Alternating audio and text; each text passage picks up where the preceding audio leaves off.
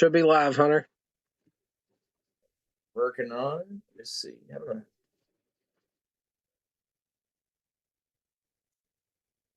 Get refreshed here. Once I can confirm we are live, and we are. All right. Welcome to the after party.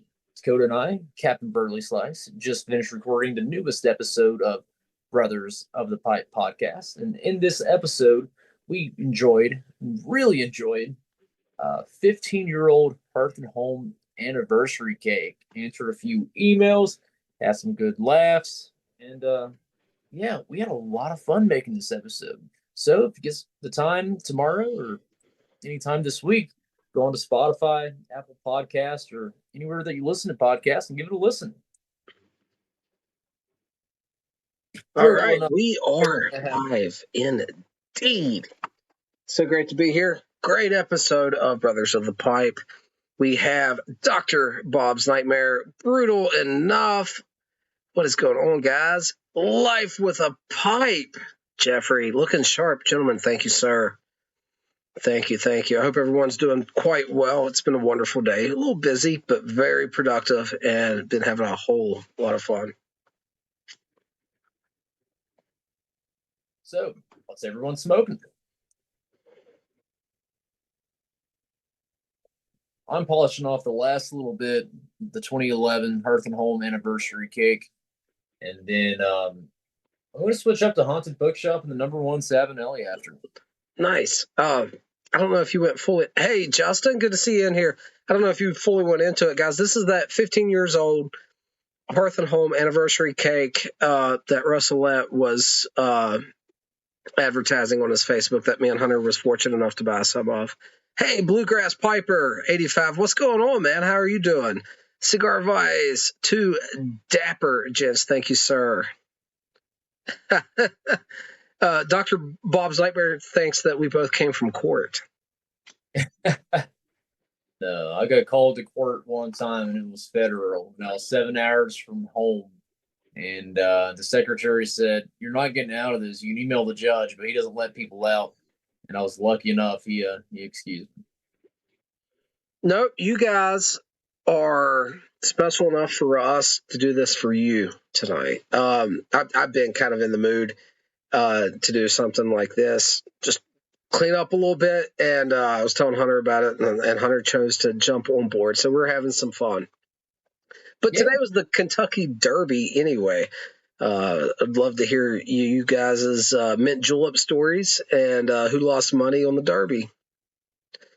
Scott's having a little bit of Haunted Bookshop. May fire up a judge later. Are you talking about My Father, the Judge? Holy moly, what a great smoke. Hunter, what do you think of that one? It's been a while, to be honest. I'd have to read. It's one of the stronger ones out of the My Father portfolio. Fantastic stick. But it's been a long time, I will say. We've got the Haunted Bookshop up next, though. I definitely agree with that. But I've never really had a bad My Father stick. Definitely dependable, reliable cigar manufacturer. I agree. If I'm in a cigar shop and I don't know really what I want to smoke, if they have a My Father, I know I'll be in good hands. Josh, thanks for stopping by, brother. Hope you're doing well, man. Josh's counterpart is in Chicago right now. Maybe give us some sneak peeks of how Seb's doing there, man. I'd love to know what he's up to. Bet he's having a lot of fun. Moments and Seasons is in the chat tonight.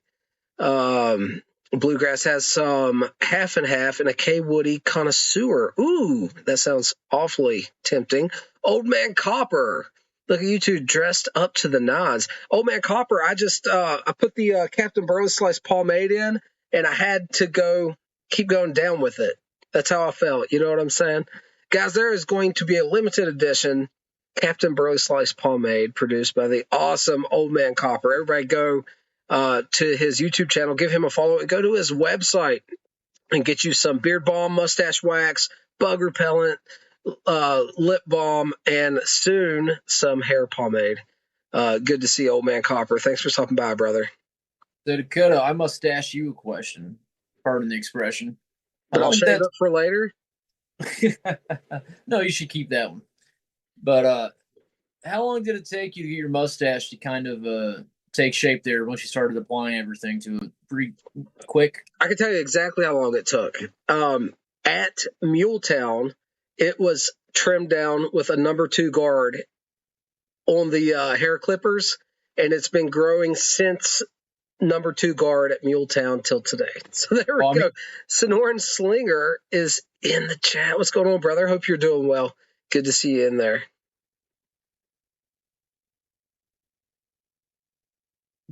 Oh my gosh.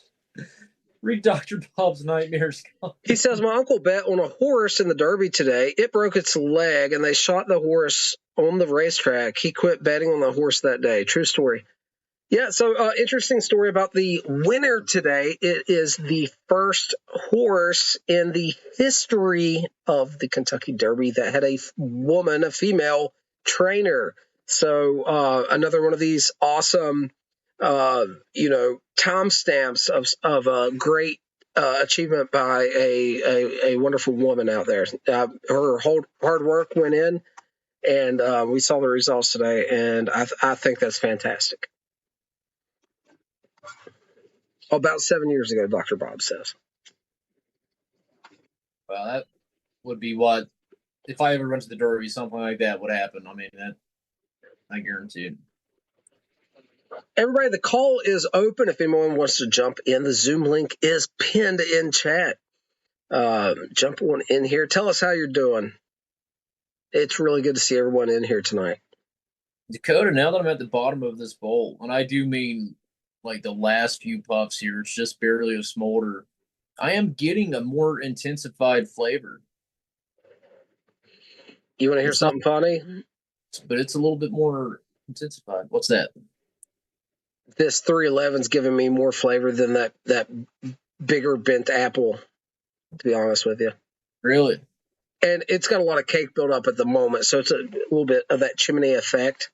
Yeah, I'm getting a little bit more flavor delivered. I may have went too wide with this one. I don't know. This actually, you know how we talk about documenting, or at least how I document those ultimate smokes? This pipe, since I started keeping track January of 2025, I've had more ultimate smokes out of this pipe than any other pipe. It's an extremely attractive pipe. Sonoran Slinger is smoking his Green Gator 311 with Eric Stokeby 4th generation evening flake, which we both like. It's a great Virginia flake. I'm glad there's still a couple of Virginia flakes, and they're really good, that are readily available, on the market at a good price. And I think Eric Stokeby throughout the year has a few different 15% off sales and stuff like that. Yeah, Moments and Seasons, as long as you have Zoom downloaded, you can join the link, my friend. Yeah. Yep, Sonoran Slinger says, that's why I keep my Green Gator 311 for Virginia and Vapors. I leave the cake thicker, and it helps. In this case right now, it is helping. This Donald and Breyer blasted bent apple, I've been smoking the crap out of it. It's been like my go-to the last few weeks. At the moment, this is kind of a lighter, I don't want to say muted in a bad way, but it's a lighter Virginia with some age on it. It's actually concentrating a bit more in this narrow chamber. We got Lukester in the chat. Lukester, I hope you have a mint julep poured for us, buddy. Nathan is in the chat too. Nathan, keep us updated with those tomato plants, buddy.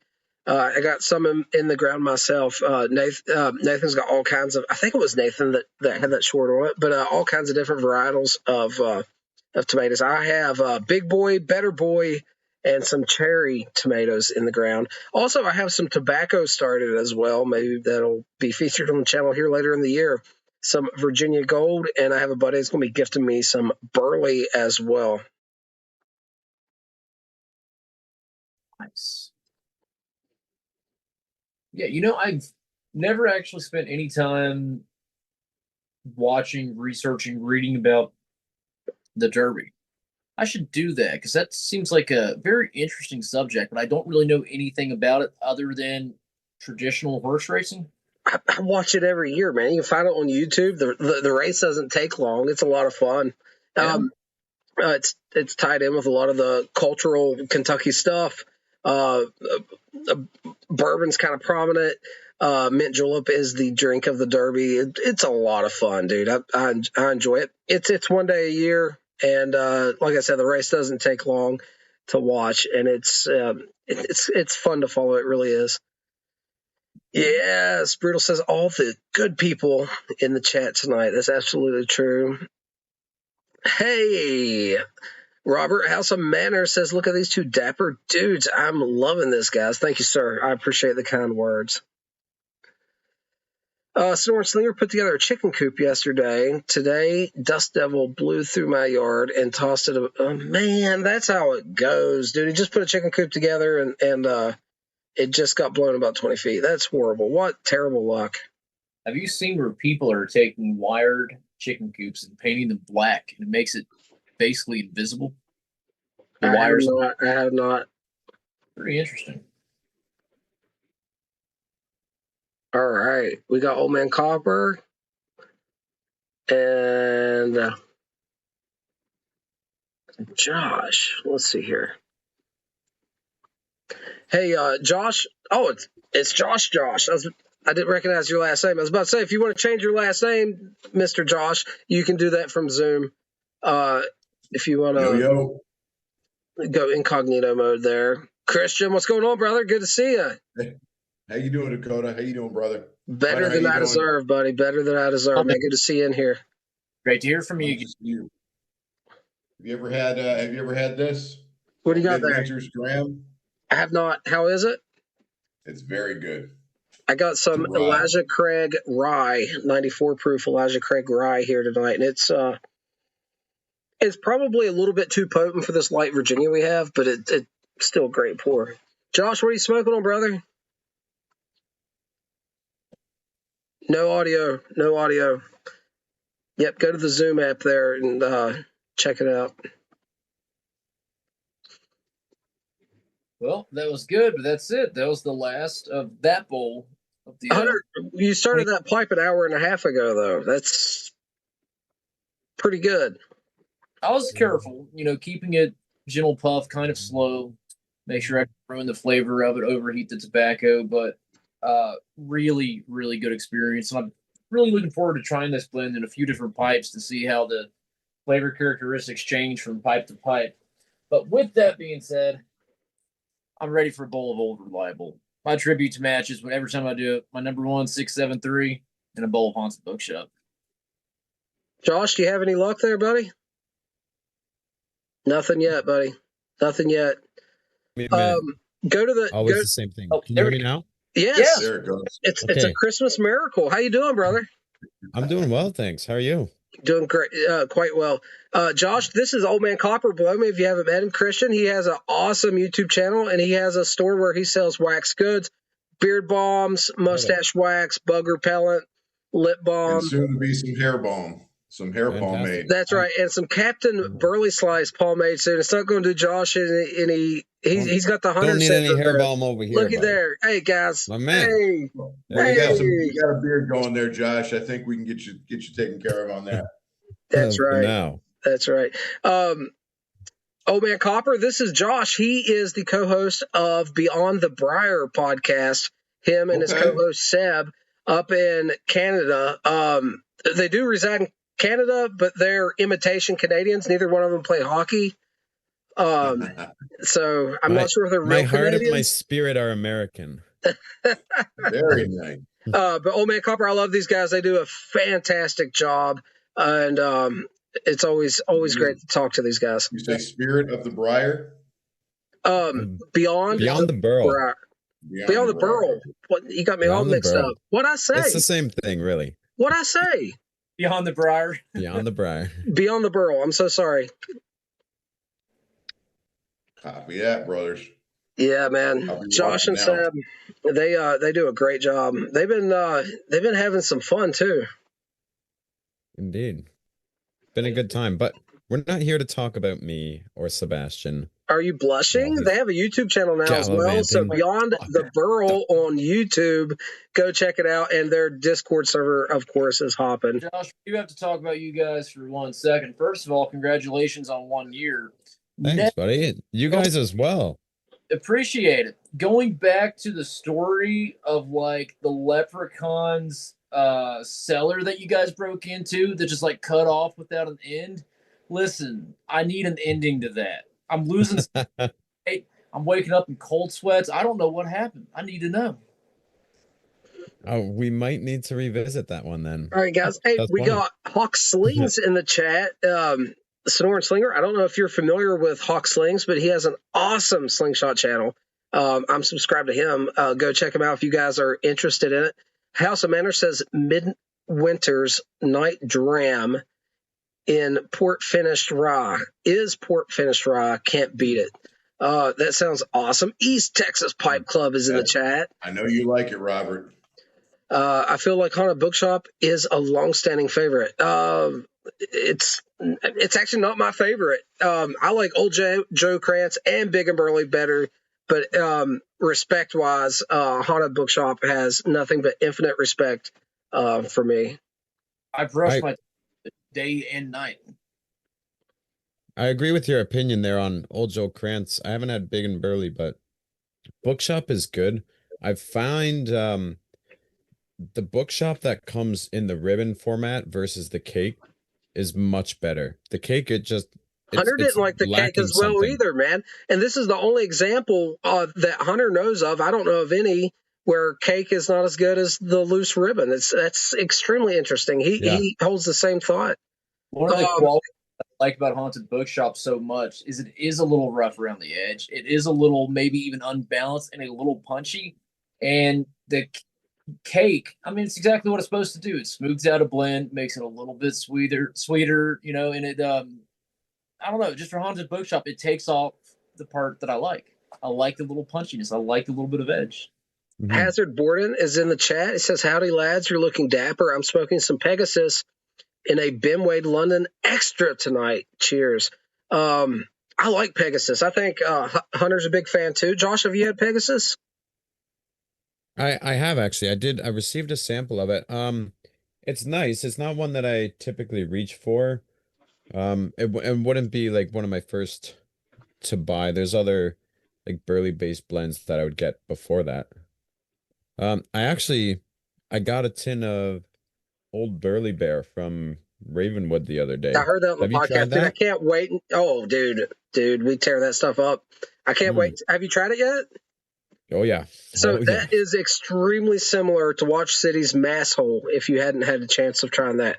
So if you're wondering what Mass Hole is, that's very similar. And I'm convinced both of those offerings come straight out of the Cop factory, and it's Wessex Burley Slice without the top note on it.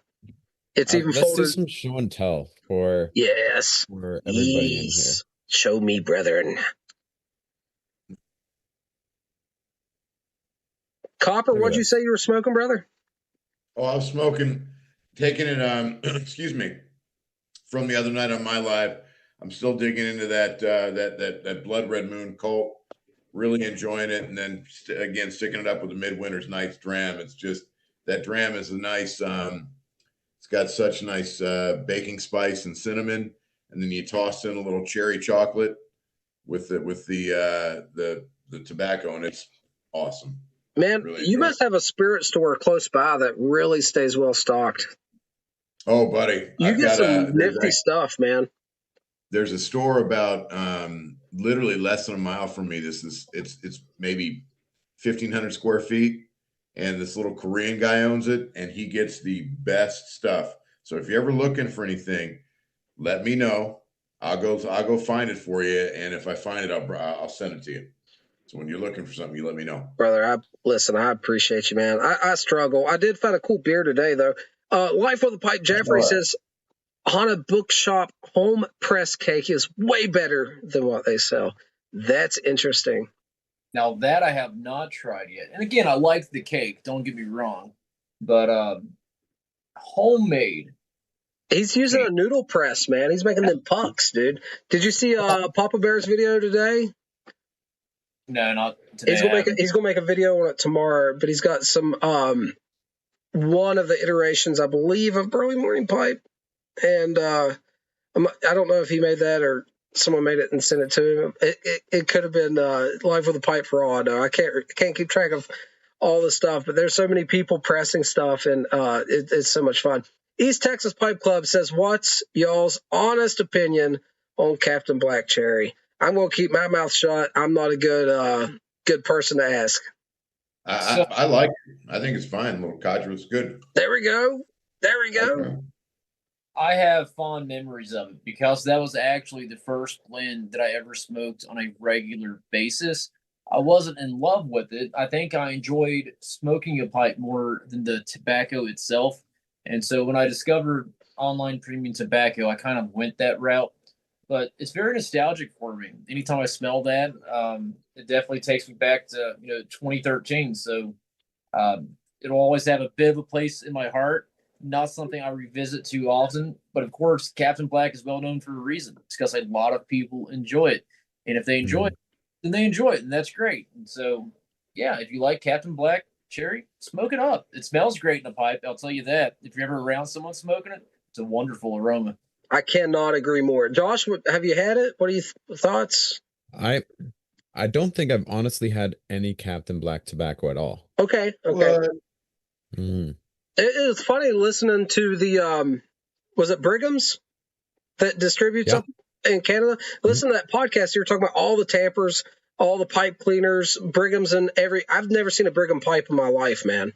I've never seen a Brigham online. I'm just talking about to hold in my hand. Yeah. It's never been an item I've been around. I've actually thought about buying some of their mid-tier stuff, and some of them look incredible. Dimensionally, build quality. I know some of the newer ones, one of you guys said in the shop, didn't look maybe as good as they used to. But it's just not something I've been around.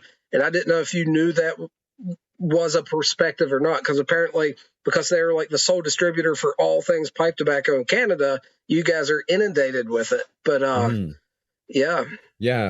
we kind of knew that, but it's always interesting hearing the opinions of everyone else, because we are such a small subset of such a small niche hobby, right? So most people that we interact with are from the States, and then you get some people that are from the UK and Europe, and Brigham's really just kind of a Canadian house thing almost, and it doesn't seem to really exist other side of the border. I think it's really cool, man. I'm so happy that I've gained that perspective from listening to you guys. So I appreciate you guys throwing that out there. Something that's very normal that you could have overlooked and not spoken, that I wouldn't have known. Like, that's a perspective I would not have known. I love getting these international perspectives on stuff. We're talking to people in Ireland, people in Italy, people in Australia. Obviously, in the chat tonight, Mr. Brutal in Austria. That's the one without the kangaroos. But I love all of these perspective. A lot of people, like, let's say, Josh, for you, a lot of Canadians are saying you're paying around what, 50 USD per 10 delivered, something like that. Yeah, that's if you go through ballpark. Something around that. That's approximately correct, right? Absolutely. Yeah. And that's in Canada, who has it infinitely better than Ireland. And Ireland has it infinitely better than Australia. It's really bizarre, and trying to get a perspective of how well we have it here in the U.S. And it's really, really interesting. And I hope no one loses touch on that. East Texas, his wife is terrified of kangaroos. I want to get drunk and I want to box one. I want to get all liquored up and just go ham on a kangaroo and slug it out with him. I think that'd be a good time. I don't know why. Don't get your ass kicked, man. I'll put that son of a bitch in a rear naked choke, man. We'll both go down. The most American thing I've ever heard you say. Punched it right in the face. The kangaroo had his dog in like a choke. I've seen that one. That one. Plastic. What's he gonna do when I go to start to bite his jugular out? You know what I mean? He's gonna be freaked out then. I think East Texas wants a negative opinion, a thorough negative opinion on Captain Black Cherry. Guys, I haven't had Captain Black Cherry in 20 years, but I will give you what I remember and just like my take on this, I want to like aromatics more than I naturally do like aromatics. My desire is to be able to enjoy aromatics more than I do. Like the one that Old Man Copper's got right now, Colt Blood Red Moon. My wife likes it. I love when she smokes it. She smokes once a month or something, but when she smokes Colt Blood Red Moon, guys, the room note is freaking incredible. It smells so good. I want to be able to enjoy those flavors, but one, when I'm smoking it, I'm not perceiving it the same way as I smell it, right? Second thing is the propylene glycol and the added flavors is not a taste that I end up enjoying in a lot of these types of blend that use Black Cavendish as a carrier to soak up flavors and deliver to the smoking experience. It's not something I enjoy. I'm not dogging on it. There's people that enjoy it. You head out, Copper? No. I was just waving at somebody. Oh, okay. No. Sorry. I'll keep my hands to myself. Oh shit. But a lot of these style of aromatic blends that uses predominantly Black Cavendish as a medium to soak up flavors and deliver is just simply not going to be something I enjoy. Although I want to, they deliver a beautiful room note. And there is one recently that we picked up a tin at Muletown. I got for my wife, and I tried a little bit of hers, and I actually liked more than a lot of aromatics. And that is Devil's Holiday. Was that Dan Tobacco? Yeah.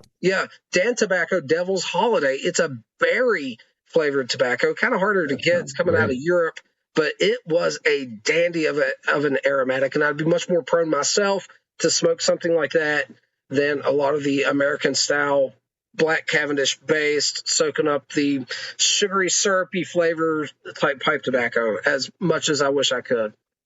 So a negative on Captain Black Cherry real quick. If he wants one, mine would be it doesn't taste the way it smells. Smells really great. You open up that tin aroma or pouch aroma, and at least for me, doesn't taste anything like that at all.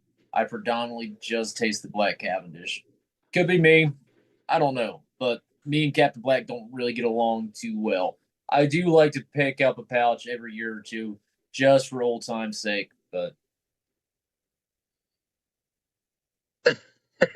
CBD Ron's asked if I went to court today. There's several people in here, but he just said that was funny. Mushroom Legs is in the chat. The Painting Piper is in the chat.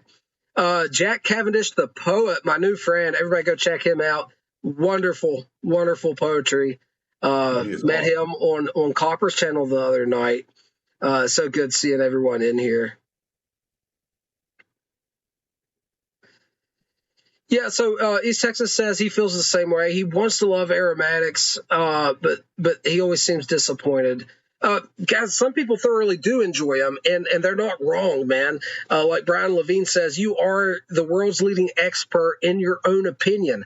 I wish I could get more into aromatics. It's just not for me. I think Josh can do a bit more aromatics than me because Seb's a little bit more on my side of the house, and Josh can do them. Give me some of your favorites, Josh. I know you have several all times. Yeah, I'm much of the same opinion as yourself with the the Black Cavendish ones, even like Saint Espresso. I really wanted to love it. It smells great when it's in the tin. It smells great when you're smoking it, but I don't get a lot of flavor out of it.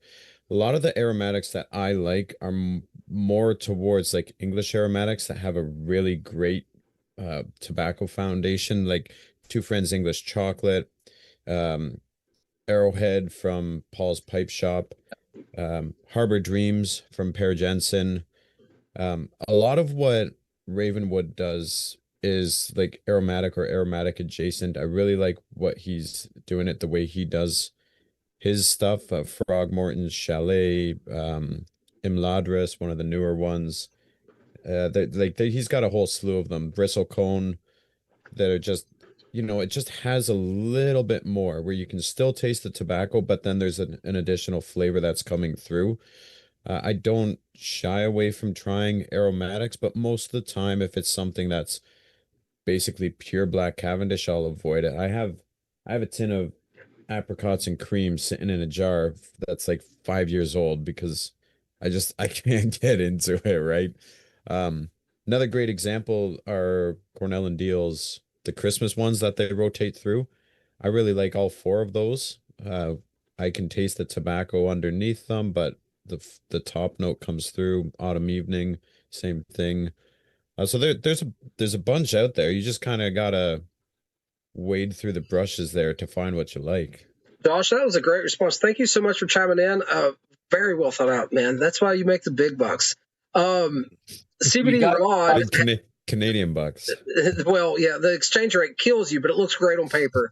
CBD Rod brings up an awesome point. He says, I don't like aromatics, but I do like the Lakeland essence. Go figure. Well, I'm not huge on Lakeland, but something like 1792 flake with the Tolkien.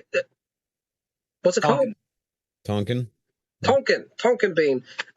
Fantastic. I love it. David G just jumped in. He's in Chicago right now.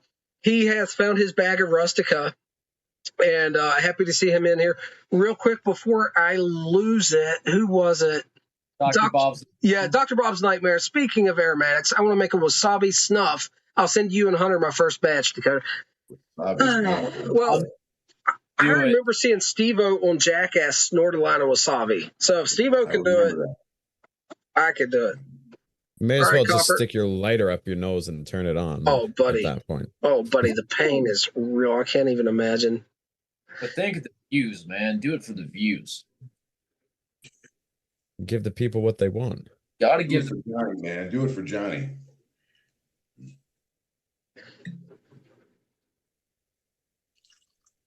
I'm not against Codger blends, but I kind of steer towards the burley base, not as aromatic. I like Carter Hall. It has a slight top note, a little bit of cocoa, a little molasses, a little bit of sweetness, but it's if you enjoy the Captain Black and stuff, man, you are not wrong. Please enjoy it, and you're not going to get anything but love from me, brother, for real. I have not had at least a pouch of Prince Albert around in 10 years. So what I'm saying is, like, always had it around for at least the past 10 years. I've never gone without at least one pouch of Prince Albert around.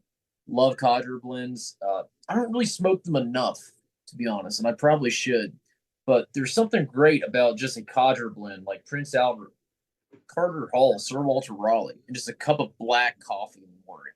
I mean, I get it. I understand why our grandfathers and great grandfathers lived on this stuff. That combo just cannot be beat. Real quick, guys. East Texas asked way up the chat. I don't see it right now, but he asked what we thought about doing a video on founding fathers in the clay pipe. I think clay pipe in a founding fathers video is great, but the blend founding fathers C&D blend, I believe I have some, is an aromatic. It wouldn't be historic in any way.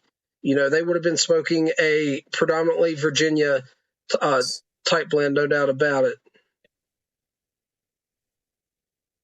All kinds of great people in the chat. It's so good to see.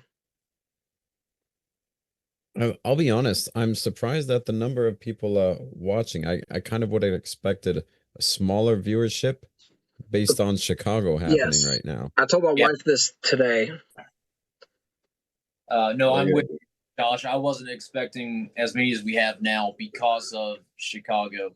But we got David G is just the coolest person I've ever met in my entire life. He's at Chicago right now. He's still tuned in to watch, at least for a while. So, David, thanks for that, brother. Yeah, David, good to see you, brother. Have fun at Chicago. Thanks for stopping by, man. Tell everybody I said howdy. I know there's plenty of awesome folks there tonight. You mentioned something, Dakota. If Steve-O can do it, you can do it. Talking about the wasabi. I really want to do some Toke Rustica with Steve-O now. That would be a blast. He probably wouldn't do it. He's such on the clean. I seen a short the other day about Steve-O asking if he still smoked weed, and he's like, no, because unfortunately my weed bone is connected to my booze bone. My booze bone's connected to my coke bone. My coke bone is connected to the ecstasy bone. It was just a hilarious short. So he's like, unfortunately, I don't do weed anymore. He said it was great. What a great success story, though, because if Steve-O, and I mean, I've seen videos of him back in the day, he was about as bad as someone gets. If he can get clean and completely turn his life around, I think anyone can or has the possibility to if they really want to. Absolutely. Absolutely. Hey, East Texas says that they say the fruit for the arrow is farmed on Mount Vernon. Look, man, if you have an angle like that, then yes, I didn't realize that. This pipe tobacco is in an ode to the founding fathers, but not like what they would have been smoking. You roll with it. You gotta address it correctly. Yes, sir. You got this, brother. I think it sounds great. Snoring Slinger says we have the best live pipe chats. Guys, it's not me. It's people like you. Thanks for participating. Thanks for commenting. It's hard to keep up with all the comments once they start rolling in. But honestly, it has nothing to do with me. I'm in great company, and that's all there is to it. Old Dirty Shinobo joins the chat. He says Chicago, ? Hopefully they brought level 4 plates. No shit. So my only That's right. for anyone in Chicago right now that may be watching this is take the time and get some authentic Chicago deep dish pizza. It is fantastic. Hell yeah. I've never had like a authentic Chicago deep dish. It's on the bucket list. Yeah. I've had Chicago deep dish in Chicago, and I haven't done a lot of cool things in my life. That is like the one cool thing I have done is got real authentic Chicago deep dish. It was really cool. I'm glad we got to do that. I'm a foodie anyways. I could eat pizza every day if I could, so I really enjoyed the experience. Hopper, how close are you to the ocean? Well, I'm right here at the Gulf, so literally from my house to the Gulf of Mexico is 10 minutes. Okay, so you have access to, like, I'm guessing, excellent seafood, fresh, good seafood. Oh, absolutely, man. There's this place called Frenchie's down here, and they're all over the place. There's basically yes, all the fresh seafood. I'm a big shellfish guy, so we do Me too. blue crab boils. You know what I mean? And, Let's go. oh man, dude, we've got Krabby Bill's down here, and it's been around since the 70s. And you just go in there and you sit down at a park bench and you order all you can eat blue crab, and they just, you get the beer in the little plastic cups, and you're drinking beer and eating blue crab to your heart's desire. It's awesome. Yeah, that sounds like a vacation for me. I love seafood or anything out of rivers too. If it swims, it's for me. I'm with you. If it's prepared correctly, I'm a huge fan. East Texas says, do you guys feel like clay pipes provide better taste? I'm going to try one for the first time tomorrow. He has a C&D marked one. It looks like an old German clay is what it looks like that he got with some kind of purchase. And he's wanting to do a video on it. So clay pipes are cool. I have zero experience with them, but a whole lot of information about them, right? And clay pipes have a role to play, right? Some of the greatest blenders use them to taste varietals on their own. Even today, it's used all the time to get the essence of a pure varietal. Keep in mind, bowl capacity is extremely small. You do not want to put some kind of complex blend with a lot of different varietals. You won't have a good mixture available in there to smoke all at once. But if you get a simple, straightforward type blend or an aromatic, because everything melds pretty well, although I don't know specifically about arrows. I have a clay pipe. It's got a fairly large bowl on it. Like, you could probably fit 4 pinches of tobacco in it. It does smoke a little bit more neutrally in flavor than Briar does, but in a way that's different than Meerschaum. It's strange. It's still a little bit. Yours is wrapped on the end with tape, right? Yeah, I asked you about that. I remember that, right. I remember that one. Yeah, yours is bigger than. Yeah, look at that thing. I remember that bowl. That looks so cool, man. It gets so hot that I put twine around the stem here, and then I threw some electrical tape on the end because it's round. So it's well, the mouthful biting in the clay is not going to be pleasant. And then because it's clay, it gets kind of tacky and sticky. Josh, I'm glad you mentioned that because my recommendation to East Texas was going to be, and keep in mind, I've never owned a clay pipe. This is just what I've heard about it. Because of the material type, the bowl can get very, very hot. So if it happens, you'll actually want to hold it from the stem, kind of like so. And puff. And you definitely don't want to clench down on it because that would be tough to do unless you wrap your stem like Josh has done, which is a great idea. But just be mindful that if the bowl does get very hot, Josh, back me if I'm correct, or correct me if I'm wrong. It's just the way that clays smoke. It doesn't necessarily mean you're smoking too hot. Look at how thin the wall is on this, right? And heat transfer as compared to like Meerschaum or something. It's going to transfer Exactly. the heat. Yeah. You feel everything very fast. Like you have to hold it by the stem. Right. Life with a Pipe says he smoked his first clay pipe tonight. The video will be published Tuesday morning. Everybody go check that out. All right, Copper.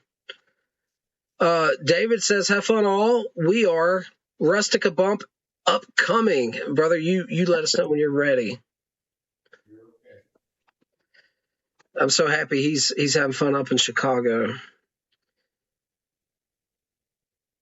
So East Texas, the connoisseur's choice. That's one Peterson blend I haven't had. I'm afraid I don't have any input on that one. I doubt Dakota's had it.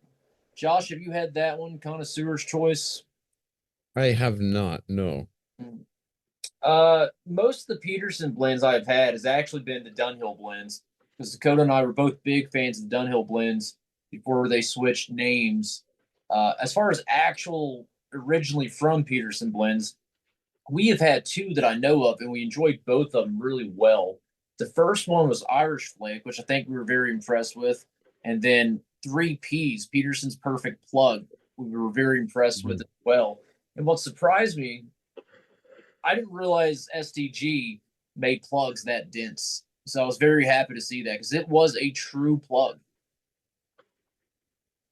Sounds interesting. East Texas says the members of the Pipe Club keep voting for it. Well, you got to give people what they want, brother. Jump in and enjoy. Hey, Pops Wisdom Talk is in the house. I'm glad you made it, sir. It's great seeing you in here, man. Hope you are doing well, my friend. He's got a great channel as well, guys. Lots of great Christian talks. I think we need more Christian mentors from those with a lot more life experiences than us. And I enjoy it. He's a cigar guy as well. He's a roller. He was in his, he's got another channel. It's a cigar channel. And he's in his hangar, his airplane behind him, and he's rolling a cigar on the table. I'm like, man, this guy, he's got it going on.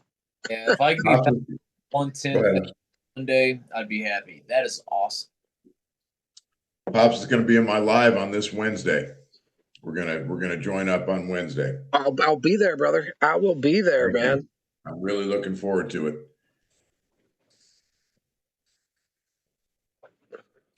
Any thoughts on Firebird? I was actually a big fan of it because they had this contrasting flavor profile that worked well together all at the same time. It found to be very unique. I'm trying to think what it was. Sun Cured versus Fire Cured, I think, or something like that. And I don't know. I really enjoyed it. I did a full video review of it. I don't remember all that I said. If you want to check it out, it is one of my more nerdier videos, I will say, because I really get into the nitty gritty on that one. But yeah, I enjoyed it. I thought it was a good blend. I see what they were going for, or at least Jeremy Reeves, when he blended that. And I think that he achieved what he set out to achieve with it. Dr. Rob's Nightmare asks, 3Ps compared to triple play. Which should I get first? Have not had triple play. I can tell you 3Ps was far above what I thought it would be by the way they describe it and market it. It was much more to my liking than I assumed it ever would be, and I was super happy to try that one. Yeah, that was great. That would be a top note on it, which I had heard, like this fruity top. Well, it's supposed to be, the fruity top note, and it's got this lime green tin, and I love plug tobacco, but it just didn't. Oh no, it had beautiful air cured richness to it, a little bit better balance than some of the air cured stuff I usually smoke. It's a wonderful, wonderful smoke. I have to go back and listen to the podcast episode. I don't remember getting really any top note, and if I did, it was so mild, it wasn't putting me off at all. I mean, it was a really good blend. I wish I think it was detectable, but I couldn't put my finger on it. Type detectable, right? But mild, like doesn't really throw you off. Even folks like us that really don't enjoy toppings too much. It wasn't an issue. I'm gonna jump back to the Firebird Flake discussion. So we, Sebastian and I were fortunate enough to be able to do an interview with Jeremy Reeves, and we discussed Firebird Flake. With his idea, Jeremy saying to be able to take two, like you were saying, Hunter, starkly contrasting components, the Orientals and Fire Cured Kentucky, and blend them in a way where they work well together. So Yeah. I got a couple of tins of it in 2025, the original release, That's what and I had. it did nothing for me, to be honest. I had like 2 bowls throughout the year. So I didn't get any from 2026. A buddy of mine sent me a sample, and the 2026 one was just so much more flavorful. Like it was wild. I smoked through the sample that he sent me in like 2 days, and I still have the rest of my 2025 jar just sitting there. It is better after a year of resting, but this year's was a lot better. I had the original 2025 and I smoked it about the week before the 2026 Mhm. was released. And I did a video on that. But what's funny is I have heard a lot of people say that Firebird Flake didn't really do anything for him. I thought the 2025 was very favorable. It did have about a year of age. That may or may not have had something to do with it. I don't really Yeah. know. Fresh. But I'm glad you let me know that you found the 26 version a lot more favorable than the 25 because I did enjoy the 25. So now I kind of want to try the 26. I had it, it was good, but I didn't buy the 26 because I just had the 25. I thought it was going to be so similar, and maybe I missed the boat on that one a little bit. But so, Yeah, I'm kicking In myself my for letting opinion, the that one lie. 25 kind of tasted like peppers that you fried up in some butter. Sounds good to me. I can see that. Slinger, how you doing, brother? I'm doing good, man. How you doing today? Doing better than I deserve, man. It's been a good day. Busy but productive, not having a true. lot of fun. I'm glad to be here, man. Good. Me too. Like hanging out with you guys. Hell yeah. Likewise, brother. Likewise. You been pounding on any steel today? Not today. No, I had a bunch of orders I had to go ship out. So being my first time having an eBay store, I had to go get a whole bunch of accoutrement for producing shipping labels and the like. So, Yes. it was kind of a technical day. I'll tell you a funny story, Slinger. A boy I went to high school with, he's been an EMT for years now, and he's still doing EMT work 2 days a week to get the insurance right. But the Yeah. rest of the time, he is full time hustling Star Wars trading cards, and he Yeah. is grossing over $250,000 a year in Star Wars trading cards. And I seen him at the post office here in town. Our town has 550 people in it. No stoplights. I'm talking about small town. And I helped him load up his truck with box after box after box of envelopes and shipping stuff for his trading card stuff he's doing online. And I was stoked, man. But he's scaling, right? And he's Yeah. printing labels and doing all the stuff and just having to upgrade and upgrade and upgrade, but it's paying for itself, and he's having a lot of fun. It was really cool. Yusuf is in the chat. Blood Logos. Hey, good to see you, brother. I haven't seen you in a while, man. Blood Logos, how you doing, brother? Give me an update. Yusuf as well, sir. Where are you at right now? He's in Zambia, north of Zimbabwe, I believe he told us last time. Great seeing you, brother. Hope you're doing well, man. Looking sassy. Well, Howdy, Yusuf. Howdy, damn it, Blood. I'm feeling sassy. What up, cheeky?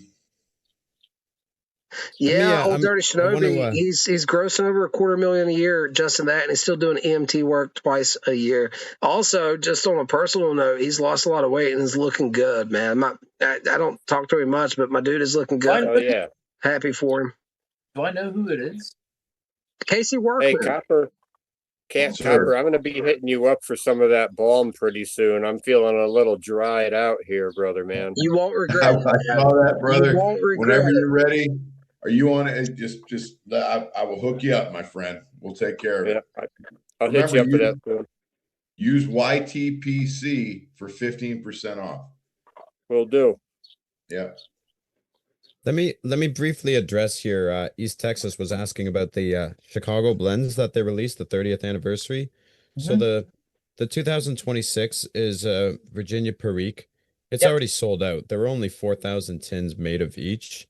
So that one's sold out. That one's gone. The 1996 Virginia Perique Orientals and Latakia, so an English blend. That's I didn't still realize available. this was a pipe show thing. Yeah, well, the odd thing is they're available. They made them available on smoking pipes this morning when the show started, and they are not available at the show, What? That's is retarded, quite dude. curious to me. But the Muletown mixture, only 280 some tins were made, and maybe it was 480 some tins. I don't know, an extremely small amount. 200. What was it, Hunter? I think 288. Okay, yeah, and a lot of people there wasn't able to get any. Extremely limited run. They could have did a little bit better. It's funny to me because I imagine a lot of the people at Chicago were so busy that they wouldn't have had a chance to get the Chicago blends because they were available online, and one of them's already sold out. I expect the other one will probably be a day or two at most before it's gone. Yeah, that's wild, man. That is wild. Did Blood Logos give us an update last time? Let me see. I don't see anything new from him. Okay, make sure I didn't miss anything. Guys, once we get this many comments rolling, it's hard for me to keep track of everything, but I can tell you one thing. I am doing my absolute best to try to. You do a great job, man. You're pretty quick on the draw. Man, I don't know. I try. I don't want anyone to feel left out. I am so grateful for anyone to participate, to stop in, to comment. It means a whole lot to me. But it's a lot to keep the conversation going with the guests on the live and to interact with the comment section. It's just not always easy. It's not a bad thing for me. I just feel bad if I miss something.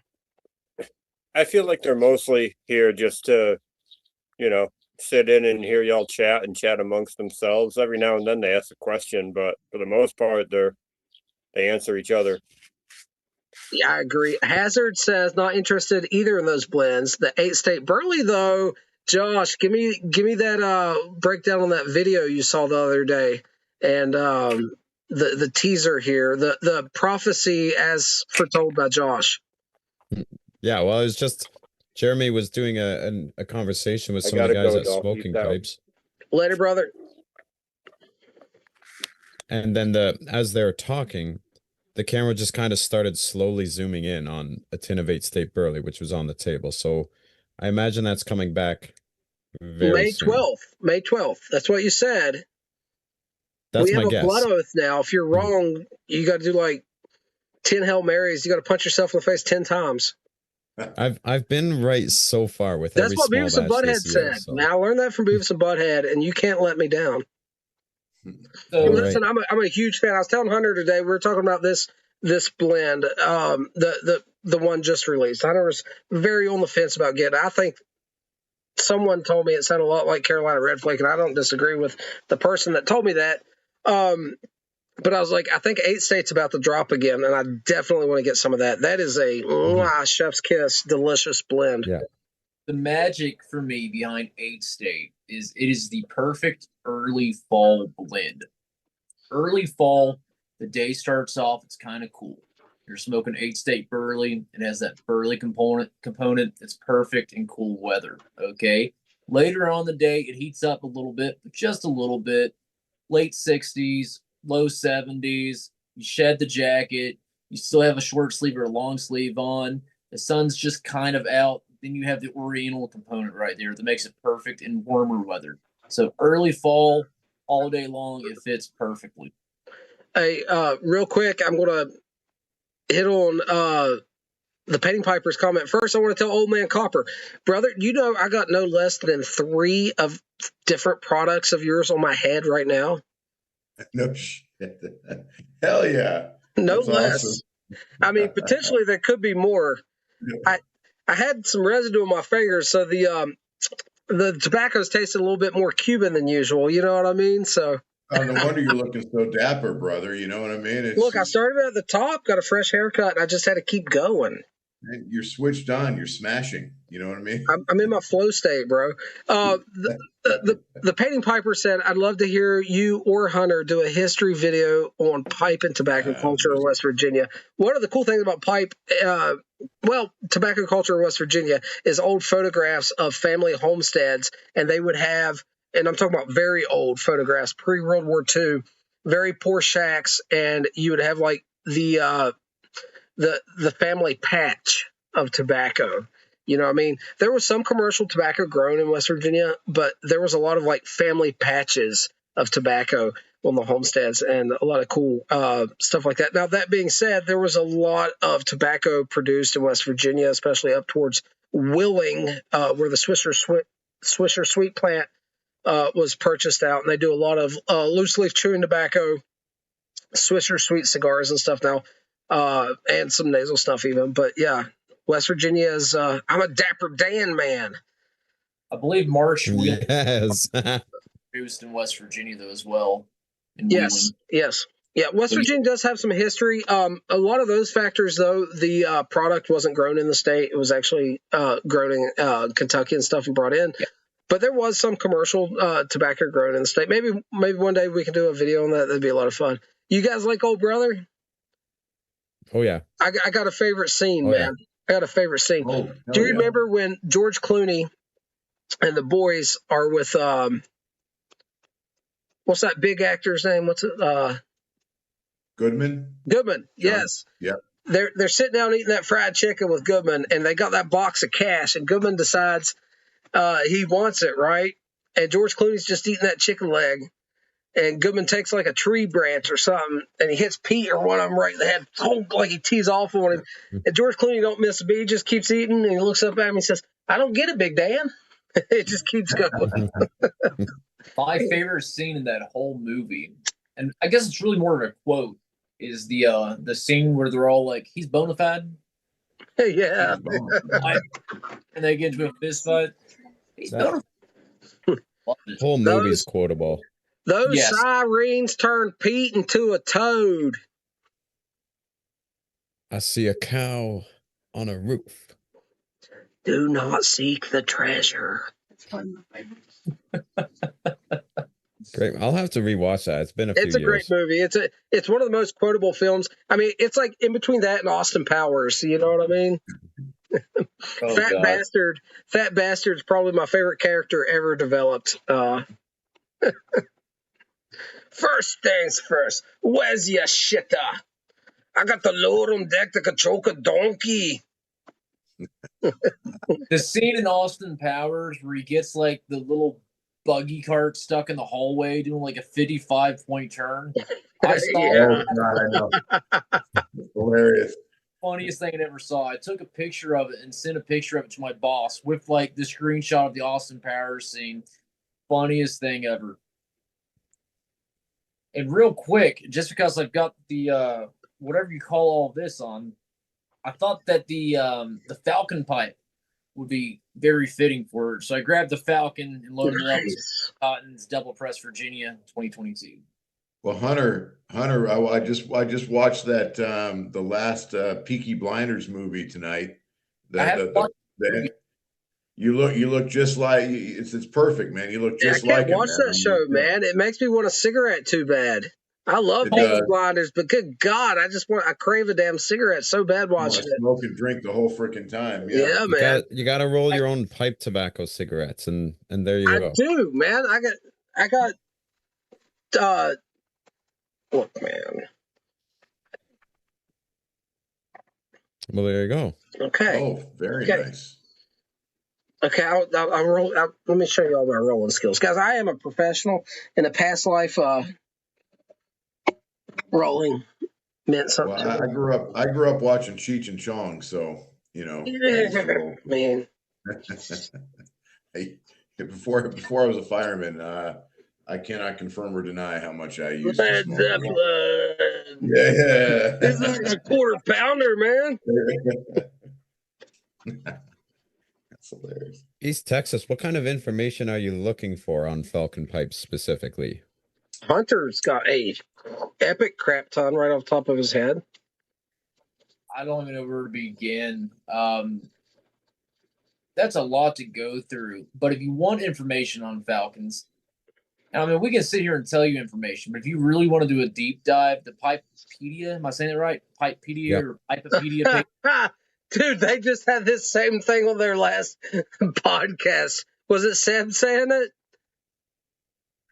About Falcons? Pipepedia. He was like, Pipepedia? He's like, is it Pipepedia or Pipepedia?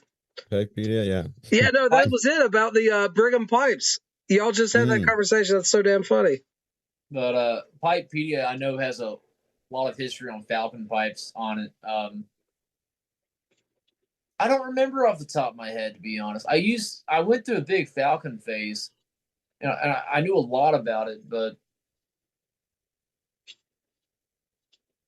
Yeah, I would recommend going through that article like on Pipepedia first. There's a lot of history. Like Falcon pipes, they don't just exclusively make these style pipes that has the base with the interchangeable bowls. They do actually make briar pipes as well. They're just not as popular, not as common, but a lot of thought and innovation in these specific ones that everyone knows colloquially as a Falcon pipe. Definitely worth really diving into the history and everything about that to learn. But it would definitely be a great content for video for sure. And there's, to piggyback off what Josh said, there is a lot of information on Falcon pipes out there. The deep history, definitely enough for a video. So, guys, this is Daughters of Ryan Ryback. And although you guys are impressed because how uniform that looks, I've never rolled a cigarette before in my life. That was the first time. Nicely done. I guess I got lucky. I don't know. I've never rolled anything in my life.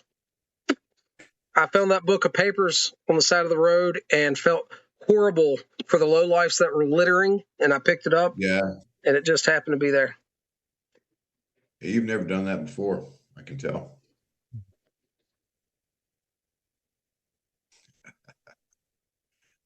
Also, if you're looking for specific Falcon pipe bases, eBay is the place to go. Hands down. Yep. There's a lot of people, JD Wolf, other people, but JD Wolf is one of the artisan pipe makers I spoke to recently who's doing very affordable artisan bowls for the Falcon pipes. That's one place to look. I don't know if you saw it, but he did a post recently, getting to get people's opinions where he's got like the traditional shapes and then all of these like completely zany bowl shapes and he's trying to get feedback. I like the idea. Though the ones he posted, it's a great area to experiment too, Josh, because you can like do the internal dimensions in the threads, and that's like it's like a process, right? It's like a drill this, thread that, and then you get weird with the rest of it, and you're not investing really high end briar or something. Whereas like a full pipe, you're kind of tying up more resources, right? I think that's a really interesting place to experiment with new stuff. And you can get meerschaum bowls as well, which is fantastic. Sure. I've heard some like really intricate details about the threads and meerschaum and stuff. So research that one, guys. There's radiators, there's Falcons, there's converter pieces for the threads. I don't know all the info. Who made that one? Where that one? What country? So this is from what's his name? Amit Govim. Yeah, he does a lot of meerschaum pipes. Johnny had these. That's Turkey, right? Made. Yeah, exactly. Yeah. So Turkish meerschaum. Johnny had these ones made for his shop. He's got his logo on there as well. But they're fantastic. Like super light bowl, burn fantastic. The threads on them, they're great. I don't know what that is. Some sort of plastic adjacent material there. Yeah, but they work great. Carrie's in the chat. Carrie, congratulations on winning Blue Cord Custom Woodworks giveaway today. I saw that live. I was super stoked for you. We were all rooting for you, and then his daughter pulled your name. It was the coolest thing in the world. Boys, I'm going to drop off. I got to work tomorrow pretty early, but it was fun hanging out. Josh, I really appreciate you stopping by. Everybody, show some love for Josh. Beyond the Burl podcast, they have a YouTube channel. Go check them out. Go give their podcast a follow as well. Josh, thank you, sir. It was great talking to you, brother. Thanks, buddy. It was nice to meet you. Well, I guess talk with you. I've seen you on here a bunch of times, Old Man Copper, but yes, sir. Pleasure finally making your acquaintance. Dakota Hunter, been a pleasure. Have a great night, boys. Man, that's awesome. Really, first time he Nice stopped by, guy. and I've known this cat for a long time, man. So super happy about that. He's one of the good ones, man. He really is. Great people. Great podcast too. Yeah.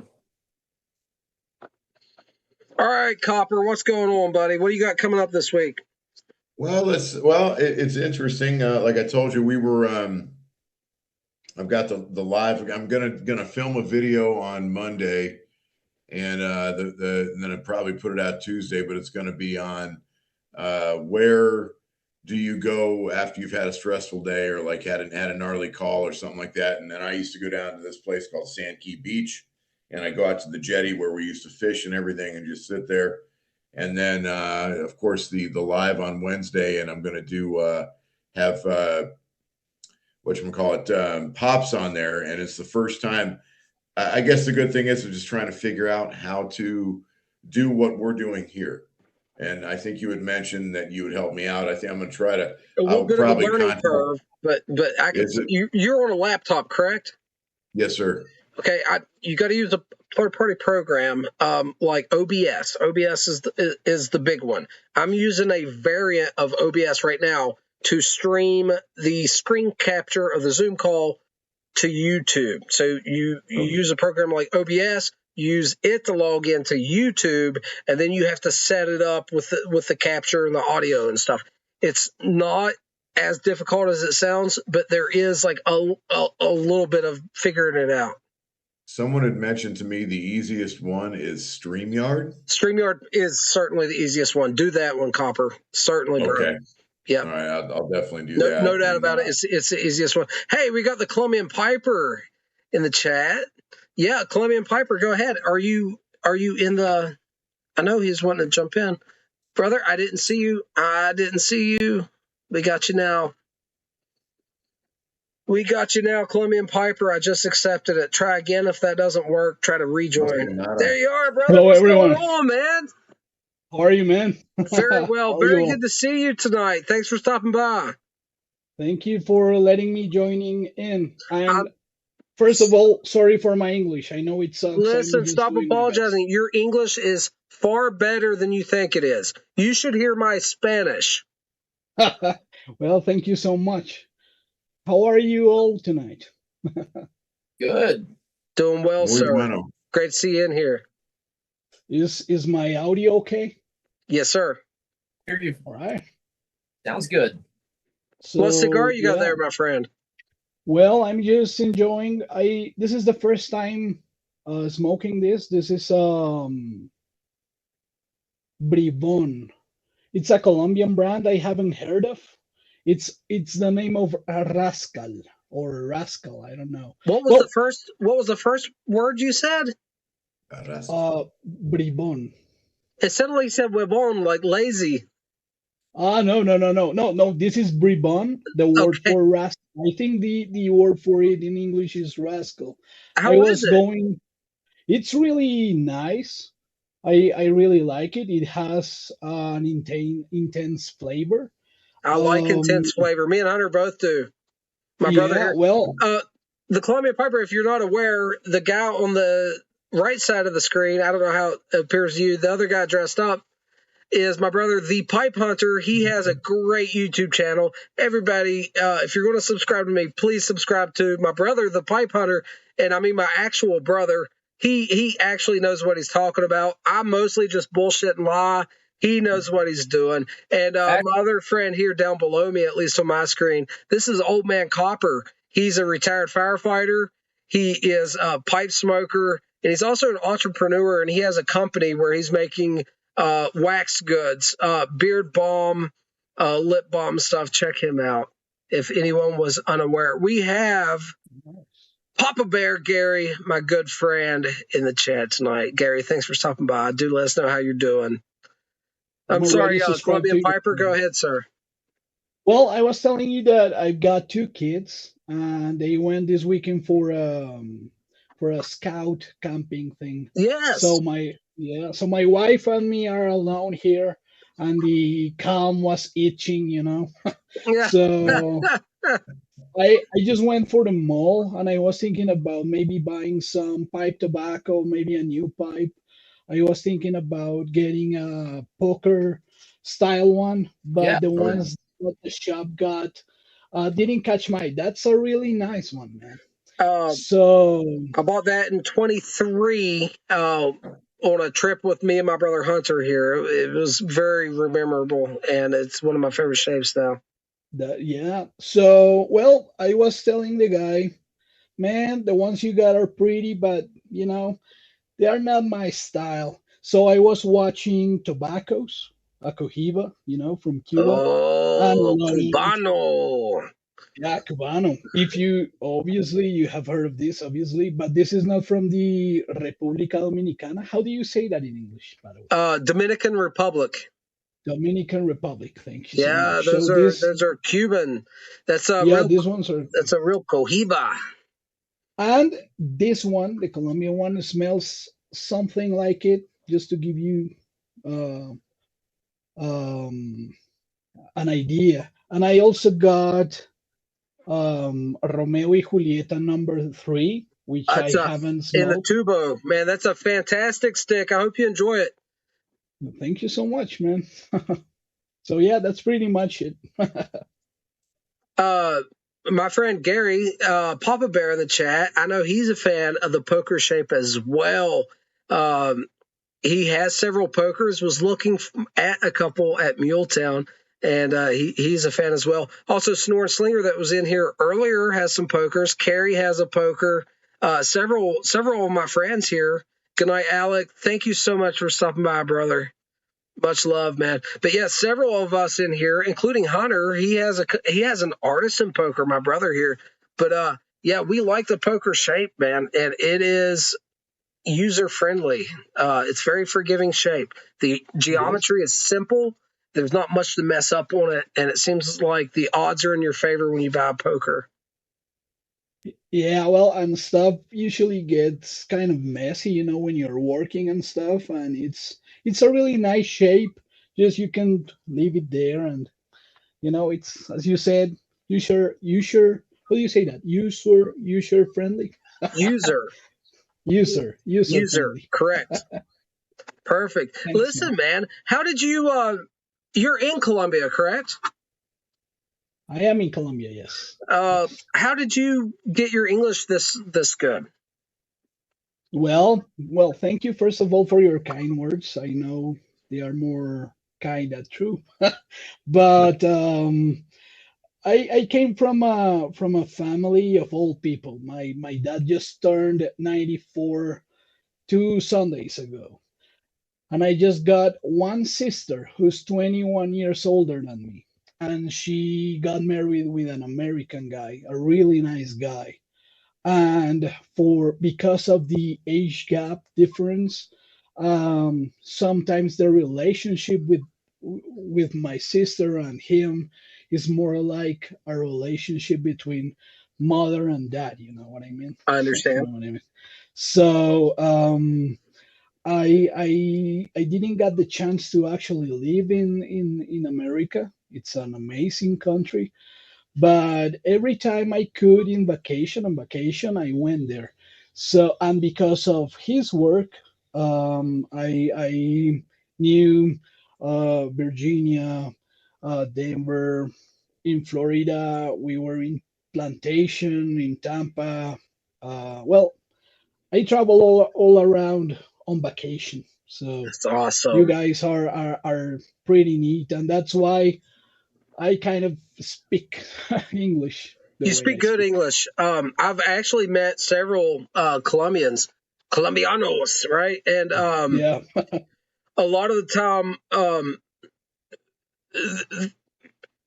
a lot of the time, the English was not nearly as developed as yours. So Oh, very good. kudos to you. Traveling the U.S. is certainly going to help. I'm sure you've watched film and TV and that sort of stuff in English, right? And that yeah. helps quite a bit. I prefer listening everything in its original language. So I think it helps as well. I usually prefer is I studied modern languages as a career, so that helped as well. But I got the taste of reading things and watching things in its original language, because usually if you don't, there's a lot of things you missed, because of the translation and stuff. So Incredible. so I try to do my best to get things in its original language. Incredible. Incredible. Thank you. Well, and I've heard a lot of you speaking Spanish, especially when pronouncing things like tobacco stuff. You guys have a really nice Muy Spanish as poquito. well. No, but nice. Yeah, it's mi español no es bueno, señor. Gracias. Man, you could be Colombian. That's perfect Spanish right there. The link should still be pinned in there. Where did the link go? I'll try to post it again. What's kind of Hey, funny? boys, I got to tap out. Copper, thanks for stopping by, brother. Yeah. Much Hey, love, man. good to chatting see with you. you. Thanks a lot. Mr. Colombian Piper, have a great night. Thanks for being here. And I will see you guys later this week. Love y'all, man. I'll try to. Right, nice meeting you too, man. But yeah, Colombian Piper, my best friend in college was actually from Colombia. He came over here to study, and actually he ended up marrying and moved to and married a woman, I think in France, maybe it was Belgium, something like that. But Yilmar, we had a couple years together. That's nice. Well, if you know Colombians, we are a weird bunch. For example, there's a Colombianist. For the best Colombianist out there is American. Actually, if you want to search him, his name is David Bushnell. Okay. And the name sounds familiar. He speaks a lot about us, and I think he how do you say that? He goes to the point where he explained we are just a combination of different races and cultures and stuff. So it's pretty nice. I come from a part which is Antioquia, and it was colonized by Basque people. So it's different from a costeño or a rolo, but pretty much we have things in common. So maybe if he was Paisa, it's similar to me. If he was from the capital, it's a little different. But yeah, all of us got something in common, but some differences. I don't know if I'm expressing myself well. Well, kind of like America then. I've seen a lot of like travel vloggers on YouTube make travel videos to Colombia, and everything I've seen has been extremely interesting. I've seen some professional skateboarders go on tour in Colombia, and I've also seen some outdoorsman type people do some fishing and some stuff in Colombia. Everything I've seen has been extremely interesting. And then on top of everything else, me and my brother Hunter here, we are daily drinkers. You're probably going to roll your eyes, but we drink Colombian coffee every day. Love the coffee. Perfect. Love the coffee. Yeah. That's the only coffee that I will buy. If I'm out somewhere and they don't have Colombian, I have to have coffee, so I'll drink whatever there is. But at the house here, that is all I drink. That's what Dakota and I grew up drinking. Now, my wife did not drink Colombian coffee when we first got together. Thank God that she did enjoy it when she tried it, or else the marriage would not have worked out. Because except Colombian coffee. Let me tell you something else. My dad, as I was telling you, is 94 years old. Mm-hmm. That's my dad. And my grandmother from my mother's side will be 100 years next May the 13th. And if you ask them what's the secret, it's the coffee, man. Yes. So you're on the right path. Hey, Colombian Piper Hazard Borden asks, how is the pipe smoking community in Colombia? Well, it's fading. I usually smoke pipes because I was telling you I come from an elderly family. I don't know how to say that, but that's correct. Almost all my family members smoked pipe. Not quite much nowadays, but that's why I began smoking pipes. But the actual community is really small here. It's a shame. It's And it's actually the same here in West Virginia, Clement Piper. Me and my brother here, we are on all the Facebook groups. You know, we're out there in YouTube and all the stuff. And I know of what, Hunter, 4, 5, 6 people in this whole state that are serious pipe smokers. yeah, it's the same here.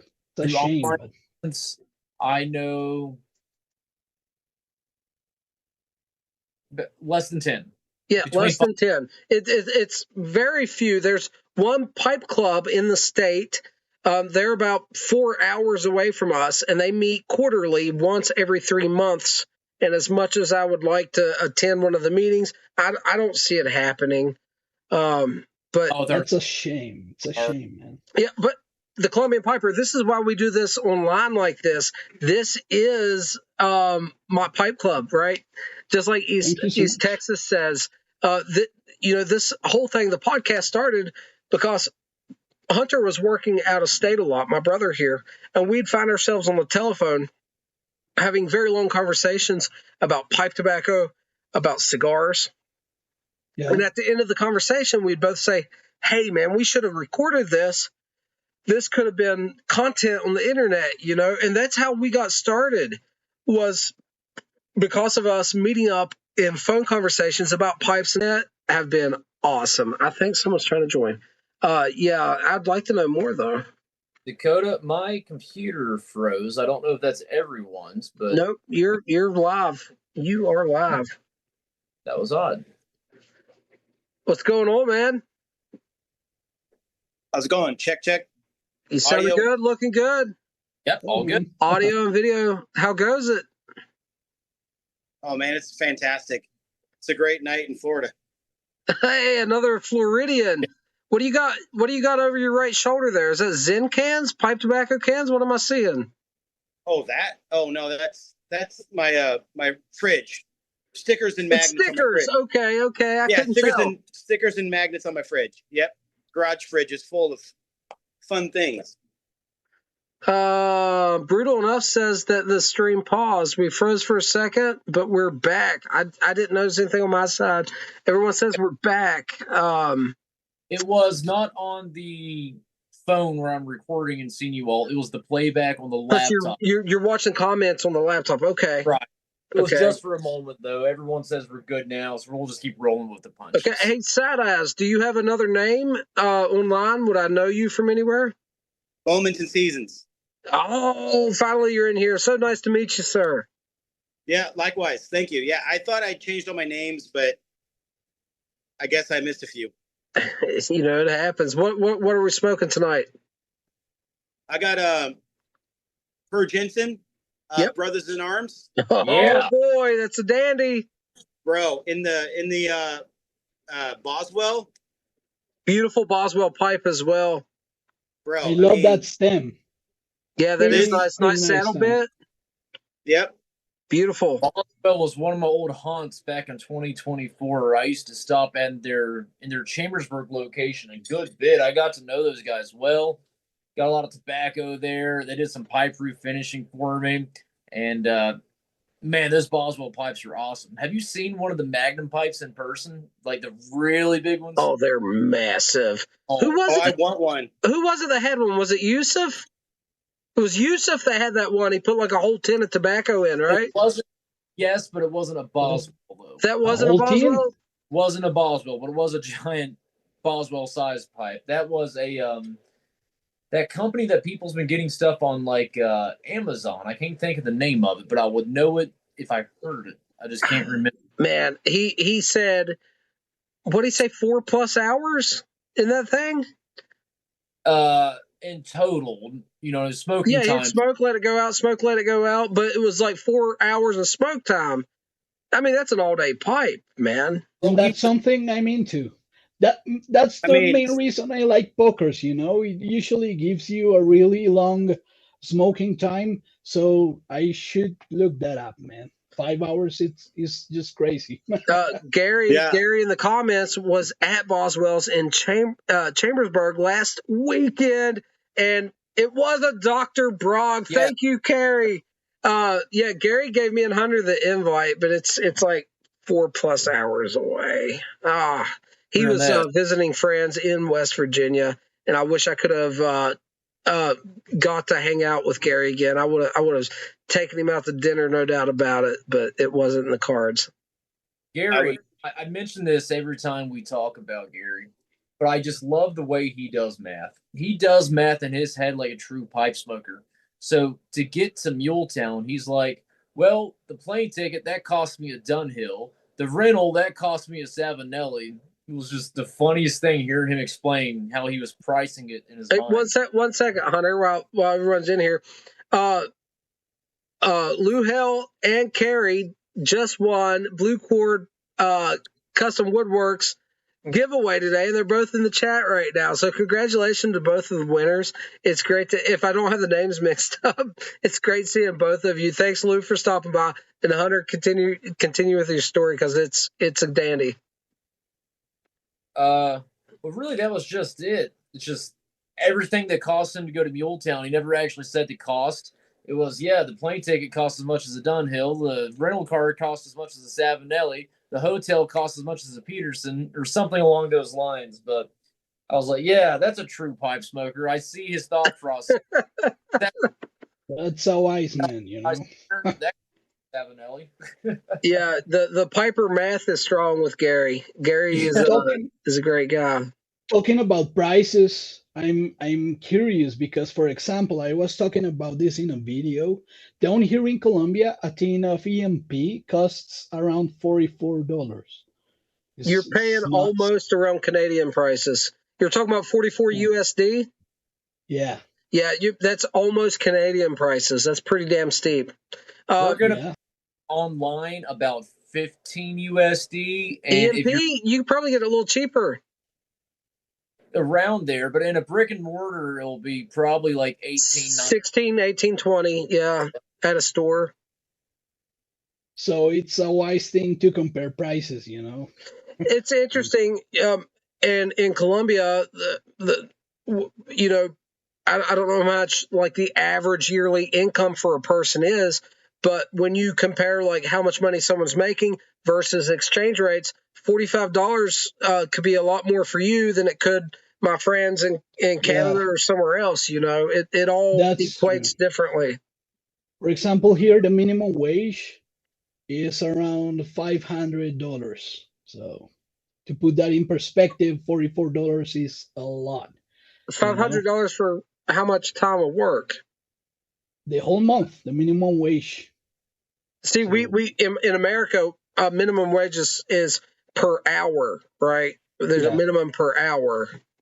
Like what is it right now? $12, $15, something? No, nationally it's under $10, but most state has laws that's a bit above that. Wow. Yeah, it depends on what state you're living in. It's like on a graduated scale. Yeah. All right. Well, yeah. Here in Colombia, the salaries are really low, but usually people here works several jobs. It sucks, but you know you gotta make a living. Yeah. So, for example, I get it. I studied modern languages, and sometimes I translate stuff or do something for people abroad. So, yeah, that's how usually people manage their lives here. No, I'm working at least 70 hours a week right now. And so I have a job where I'm kind of on construction sites all day.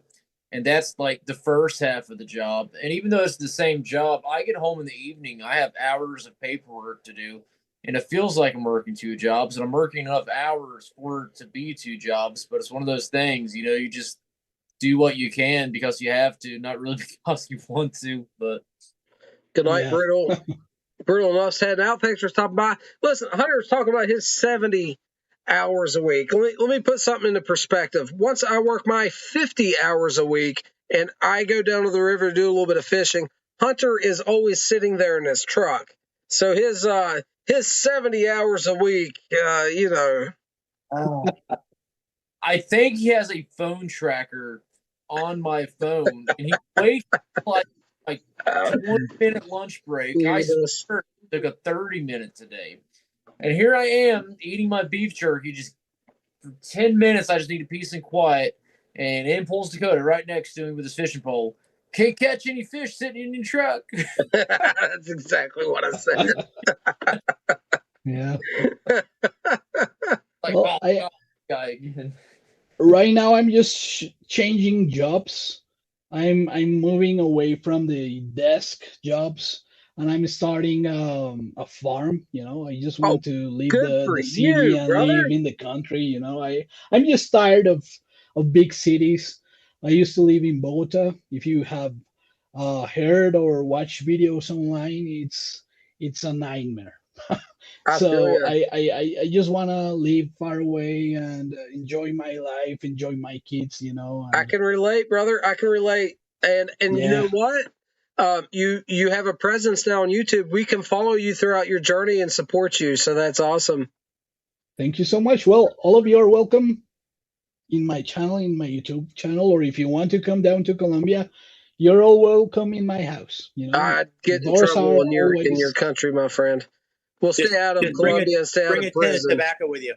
Yeah, that's right. That's right. Too Yeah. much coffee for me. I'd be all jacked up. Sad eyes. Yeah. What's your situation look like, man? Are you in a big city? I mean, you don't have to give details. I'm saying like in a whatever I'm you in. feel comfortable with. Oh yeah. No, I'm west of Orlando, way west, and I work in IT healthcare.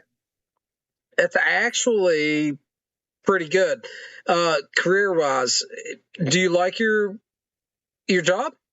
Oh, I love my job. My job is amazing. Like I busted my ass to get. Sorry, I busted my ass to get Oh to no, where I'm you're at good. now, You're good. and I'm absolutely thankful. And it's crazy because I have a lot of friends that are like, and family members that are like, "Why did you pick up pipe? Why are you smoking a pipe? Why? Why?" 'Cause they're like, "You should know the risks." And I go, "Yeah, I'm well aware of the risks, and I'm willing to take this on because it's amazing."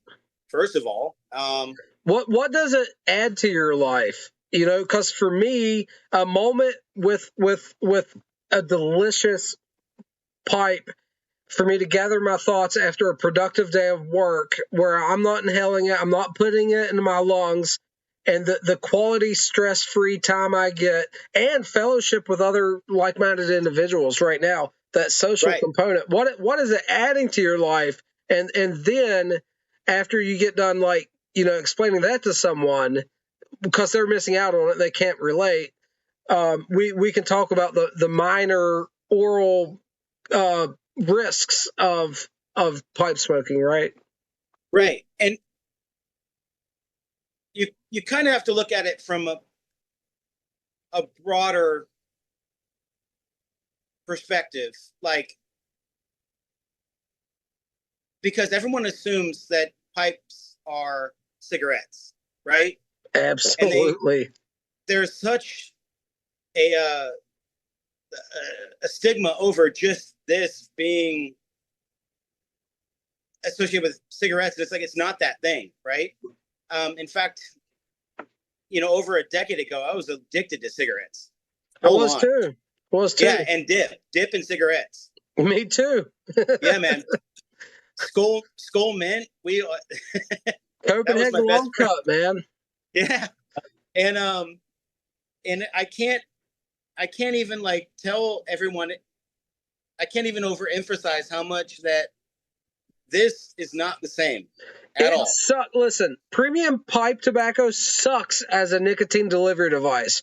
If you're hooked on nicotine, this is not going to be the way to get it, man. Just go buy some Zens and call it good, because pipe tobacco is, I got some in my pocket. Look, I converted, Hunter. I'm so happy with myself.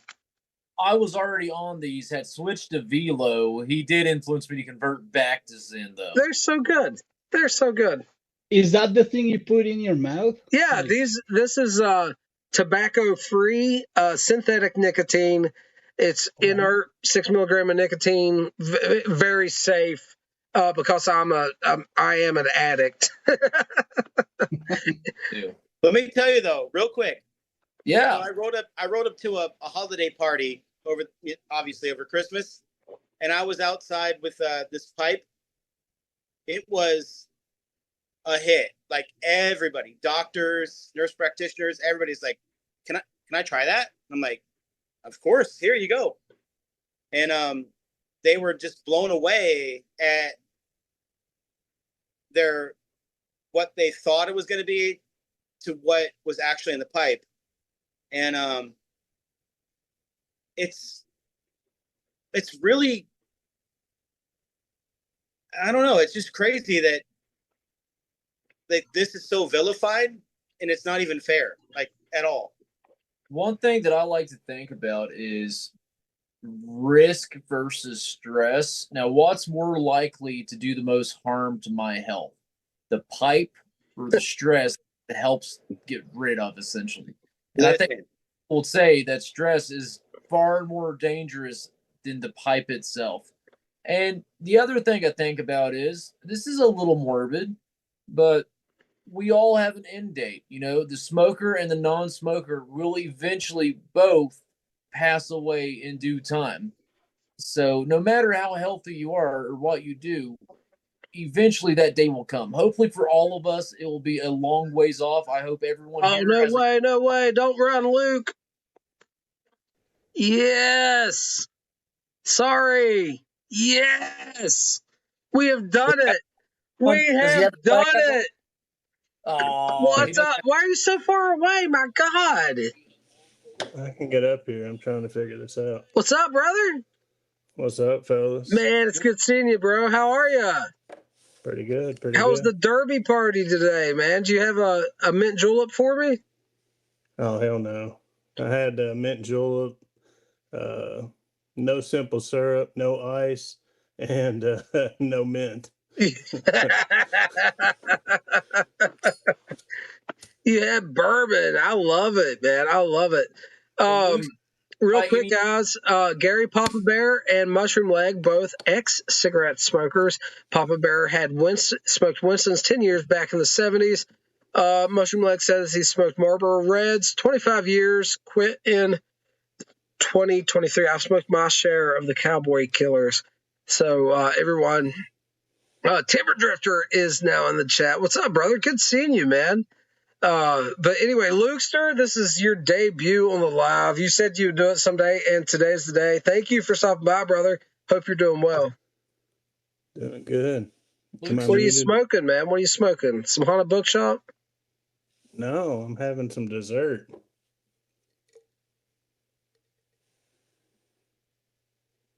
Oh, yeah. Burley Morning Pipe. Nice. Which year? That one. This is 2024. Papa Bear in the chat here, Gary, he is a discerning connoisseur of the Burley Morning Pipe. This year he likes, that year he doesn't like. But he is serious about what poker you got there, man. Can you see it? I can. It's a Boswell's from 2021, I think. Man, cool pipe, brother. Very cool. Boswell, yes. Good night, Patriot Head. Thanks for stopping by, brother. 26. What's that? 100? Did you buy any of the 1996 or 2026 blends? Yeah, I got a few tins. I got some from Chris because he's at the show. So Yeah. I picked him up some. That's crazy. That's not for sale at the show. It makes no sense. That is wild. I was shocked when I heard Josh explain that. They're not selling the 1996 and 2026 there? No. It was just released on Smoking Pipes, and the people at the show are obviously quite busy. Bizarre. I got lost. Oh, I sorry. picked up a 10 of each, but I thought it was going to be sold at the show too. But dang. What show are you talking about? The Chicago one or? Yes. Chicago's going on right now.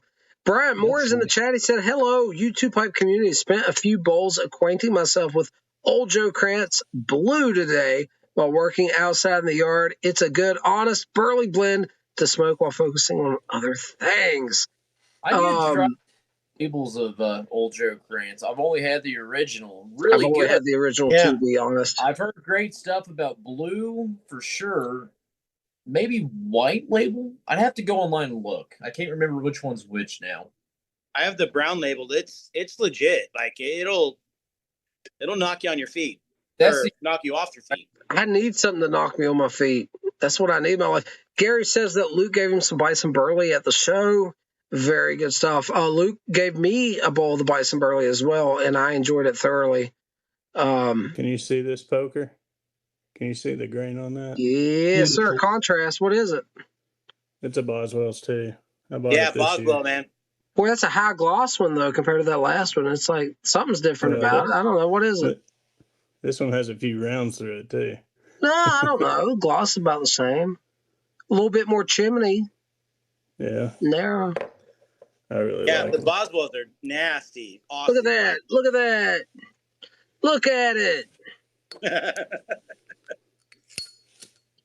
I didn't get me a Boswell's pipe, apparently. Hey, Captain, and did you smoke the culebras? Which one? The culebra, the 3 tobacco you were showing. I smoked 2 of them. I smoked the Corojo and the Maduro. I haven't smoked the Connecticut yet. Connecticut. I'm not a big Connecticut shade leaf fan. I've got another theory for you you might like. Oh, a 4th one because I had 3. Let's hear it. Yeah, well, here, in Spanish and Spanish-speaking spoken countries, how do you say that? Spanish-speaking countries, if I'm saying it actively, yeah. Spanish-speaking countries, culebra also means problem, or dangerous situation. Okay. And the theory I've heard here is that usually workers place 3 of them and place them on their pockets, not less because they need to make the more of it, made up for the risk, I think is the expression, and not more. And they put it there so the landlord or the overseer doesn't get them. And because of the risk while doing it, they call that culebras. Oh, okay. But just a theory. I like it. That's another one, though. It's because no one knows for sure. Nathan says he picked up a Red Ox Twist today. Ooh, do let me know how that was. Bluegrass is heading out. Thank you so much, Bluegrass, for stopping by. Great seeing you in here. Man, this is so much fun. Guys, I got to get up real quick. I'm actually going to grab a cigar, and I'll be right back. We're having a lot of fun. You guys keep the chat going. I'm going to grab another pipe as well. This one's pretty much toast. Be right back. All right, catch you back in a minute, my man. See how Lukester, I was going to get the 2026 version. I thought about it, and then there was a pipe I was kind of looking at on Smoking Pipes. By the time I actually got home this evening, I was able to order it. The 26 had already sold, I believe. Yeah, I don't That's think a it'll be shame. too special. I don't think you're missing anything, but I can send you some if you want some. No, that's okay. But, I was kind of looking at the components, and it's 2 varieties of Red Virginia from 2021 and St. James Creek from 31 Farms. I imagine that it's pretty similar to Carolina Red Flake, which I really enjoy, actually. Well, I shouldn't say it like that. I mean, I think it's a great blend. It shouldn't be a surprise, but I'd say it's going to be similar to Carolina Red Flake. So I think I've already had a pretty close experience to whatever it is. But when you smoke it, let me know if it's similar to Carolina Red Flake. I guess you've had CRF before? Oh, yeah. Yeah. I've had a lot. So, I still have an old 10 I want to crack open. I can't remember what year it's from. I have 2 or 3 years, but one that I really enjoyed was Anthology. Let me see. This is 2018. No, I don't have one that old. It's wobbly. Yeah, for sure. It almost has, 8 years of age on it now? Yeah. And then I got a bunch of the newer stuff. Did you try any of the anthology that came out in 22? I did not. That was good. It was to celebrate 30 years of Cornell and Deal. And what Jeremy Reeves did is he took varietals that he had used in other small batches and combined them to create this Franken small batch blend, kind of like a Frankenstein blend. But it was Red Virginia based, but it wasn't just like Carolina Red Flake. It had some varietals that were Carolina Red Flake. But they also took some of the 2003 Red Virginia that they have stockpiled for Bijou. They used some of that in there and a few other things. That was really good. I have 2 tins of it left, and I'm kind of saving it. That was a really good blend. So if you get the chance to try Anthology, you should. Yeah, I'd like to try that one.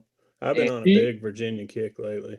Me Do too. you guys usually smoke things related to seasons? For example, the berry good or something like that, or you're not into that?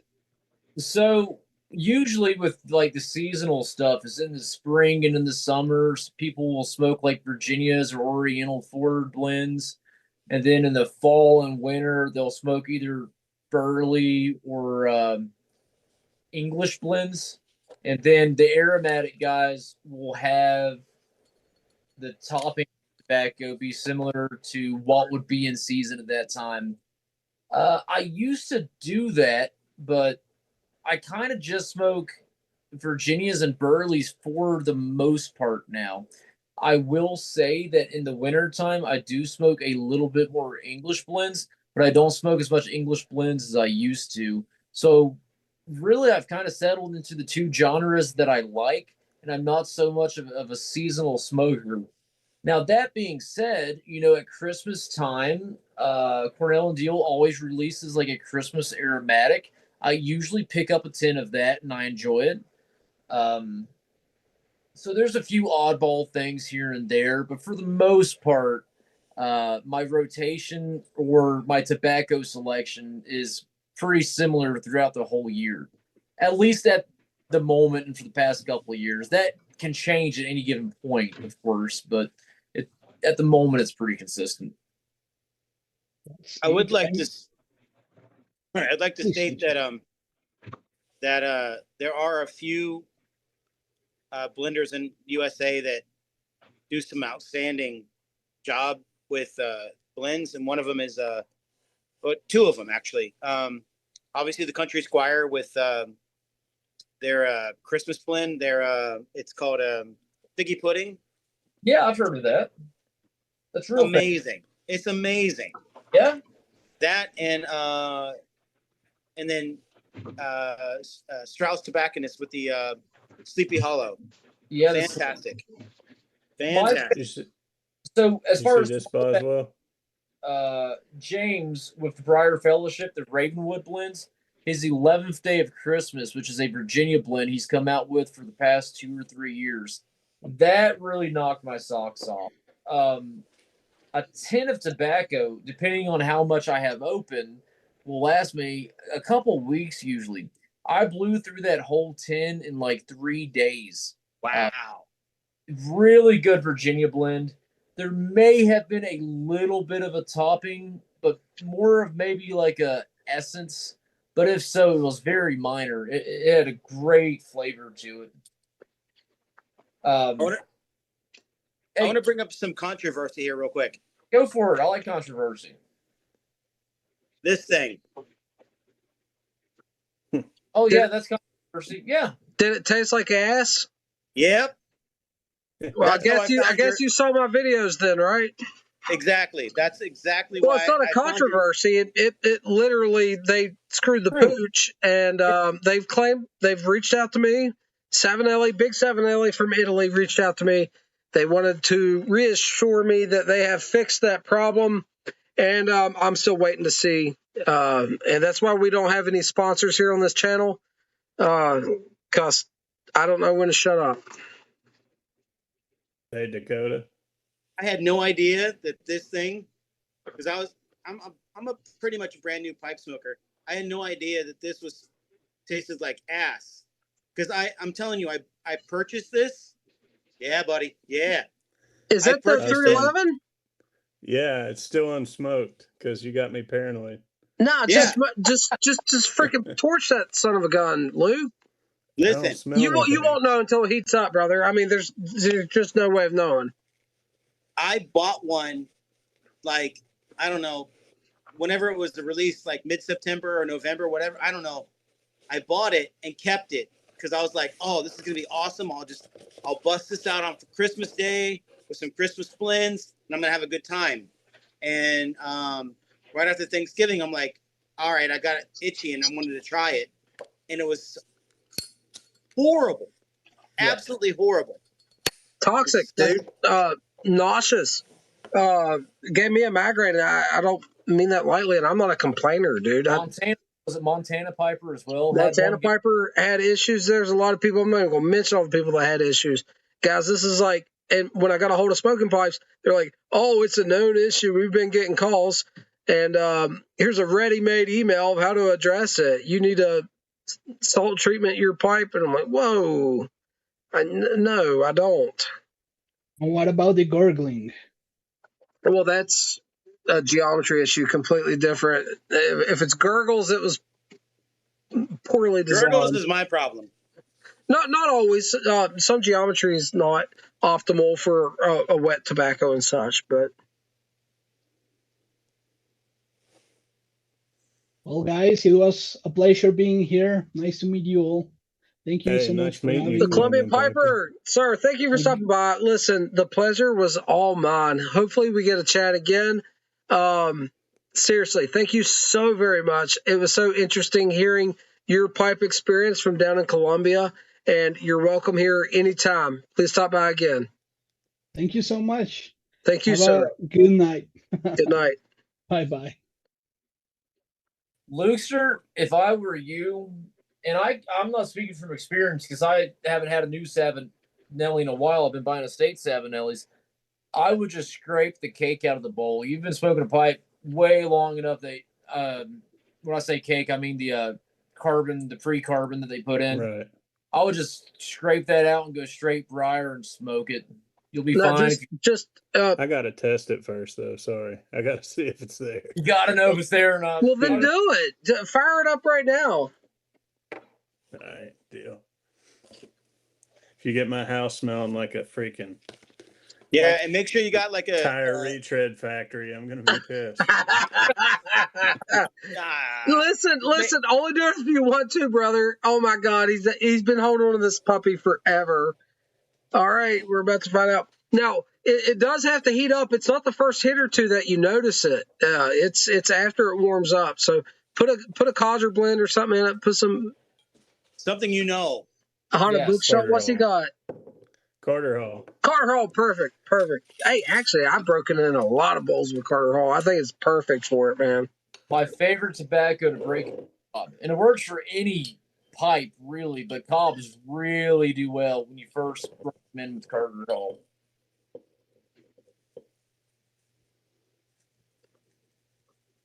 This is awesome, man. Luxor is Fired up. stepping up. Hey, Luxor, I got a bottle of Weller's today at my local liquor store, man. They never had it. Listen, a You got a standard bottle of what? Weller's, Oh, nice. a standard green label was hidden behind the counter.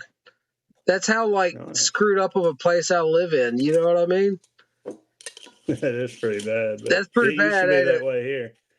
It was that way here for sure for a while. All right. This is like seeing you guys do Rustica. Yeah, Sean is in the chat. Now, Luke, keep in mind it does have to heat up before you'll know. But like before you finish that bowl, if it has an issue, it will be undeniable to you. Like for me, it was like very apparent, man. But I fixed it quite easily, and we'll go through that if you have an issue. If you don't have an issue, we won't have to talk about it. Oh, that's great. Seasons and times. What'd you do to correct your pipe, my friend? I reluctantly I used a Q-tip with isopropyl alcohol. That's fine. Yep, and I went through that and just did it a few times until there was no residue left. Yeah. And once that happened, I started smoking. It seemed great after that. But yeah, I had to do the whole like isopropyl alcohol thing. I was not happy about that. I was gonna do the sandpaper, but I was hesitant. Yeah, very fine grit sandpaper if you do it, and then watch the lip so you don't hit the rim. But yeah, nah, you're not going to mess it up. Good night, Colombian Piper. Thanks for stopping by. Great. Yeah, I think the alcohol is a great first step to loosen everything up. If you really, I took it down to Bear Briar, man. I was like sandpaper, and it turned out great, man. That thing's actually a champ now. Mhm. It's a smoker, but had that one issue. I love Savinelli pipes. That's the thing. And to show everyone that I love them, when I'm convinced that the problem is no more, I'm going to buy me a brand new Savinelli pipe. But until then, it'll be estate pipes. I was a little sketchy after this one, and I bought one of the Capris that came out, and I didn't have a problem with that one. It was great, right out the hop. Awesome. So- Yeah, lots of people's not had problems with these. And I think the odds are in your favor if you buy a new Savinelli. A lot of people is going to buy them, and a lot of people is going to be very happy. But apparently, This was probably just made on a Friday afternoon, man. it might have been that sort of thing. Yeah, Timber Drifter's asking why I can't get a good bourbon. So here's the thing. I live in the middle of West Virginia, right? Population density is nil here. We don't have a single city of more than 50,000 people, and the town I live in is 500 people, right? So that low population density, not that many people's into good bourbon, right? And so all the local liquor stores have just the run-of-the-mill stuff. On top of that, the state laws say that I cannot order any alcohol online.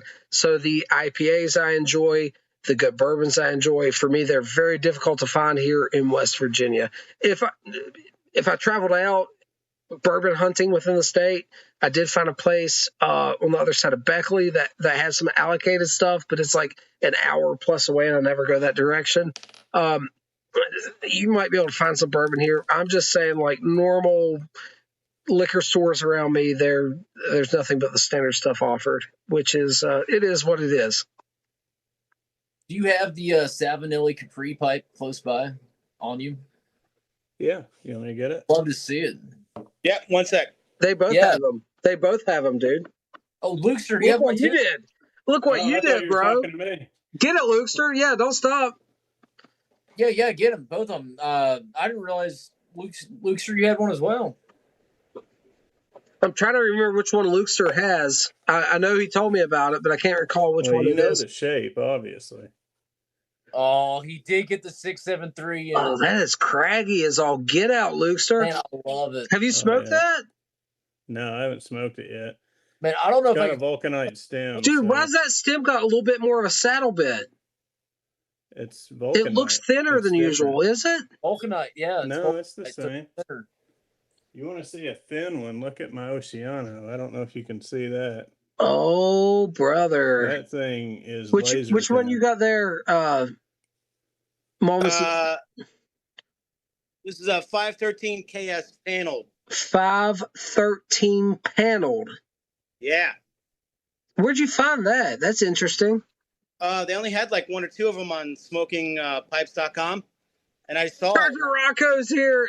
Justin's heading out. Good night, Justin. Hey, what's Sergeant up, Rocco? Rocco did a picture the other night. Hunter on Instagram tagged us on it. He was doing the beetle nut and had the like legit leaves. So I'm going to try with some spinach. I think I was going to do a video tonight. Mama said it's gorgeous, dude. How's it smoke? It's beautiful. That's a looker, bro. So Lukester, drives me crazy though, because the stamp Yeah. right here is off center. And it's like, bro, seriously? I have one like that. Like, could you not hit that up on the center? Like, My Savinelli 320, the Savinelli logo on the top of it is slightly off center and it irks me. Hey, yeah. Hunter. Hey, I was wanting to do it this weekend, maybe next weekend. Do you want to do a beetle nut video? We could do a quid with it and like put it in some spinach or kale leaves. we might have to do it like via Zoom. Yeah. So Lukester, that 673 Ocean. Sergeant Rocco said our front steps look like the St. Valentine's Day massacre happened on it. Beetle quids make you spit red, which I knew. That is so awesome. And I got some of this. I cannot wait to try it, man. Hope you enjoyed yourself. Sergeant Rocco's been cooking up a storm. My God. He is a foodie and I'm an eater. So like I wish he lived closer by. My man's got impeccable taste. Yeah, Brian, I do know Snuss at Home is legit and he knows what he's talking about. So if you follow any of his information, it's going to be as good as anyone else's out there. The dude's legit and he knows what he's talking about. Looster, someone was saying something. I'm so sorry. Didn't mean to step on you. Oh, you're good. You say you had a 673 Oceana? Is that what you were showing a second ago? Yeah, it's got a real thin stem on it. It's one of my favorite uh, stems. Yeah, let me see that puppy. Ooh, boy. So I have the smooth version of that. It does have the thinner stem, I noticed too. My wife wanted the 673, so she picked out the Oceana Smooth, and I've had it here on my rack for over a year. Really that strong. Still hasn't smoked it yet. I'm so close to just breaking that thing in, but she says I can't. Elias Walker has joined the chat. Thank you for stopping by, sir. Sergeant Rocco says, been cooking for sick, injured friend family like crazy, but packing on the poundage. Well, I mean, that's how you get better. Go ahead, guys. I'm sorry. I'm trying to. I need a drink. Call out a bourbon and I'll go make one. Any straight bourbon. You just straight bourbon? Yeah, just name one. I'll see if I got it. Maker's Mark every time. I don't own Maker's Mark. I don't like it. Rare breed. Buffalo Trace. Which one? The original?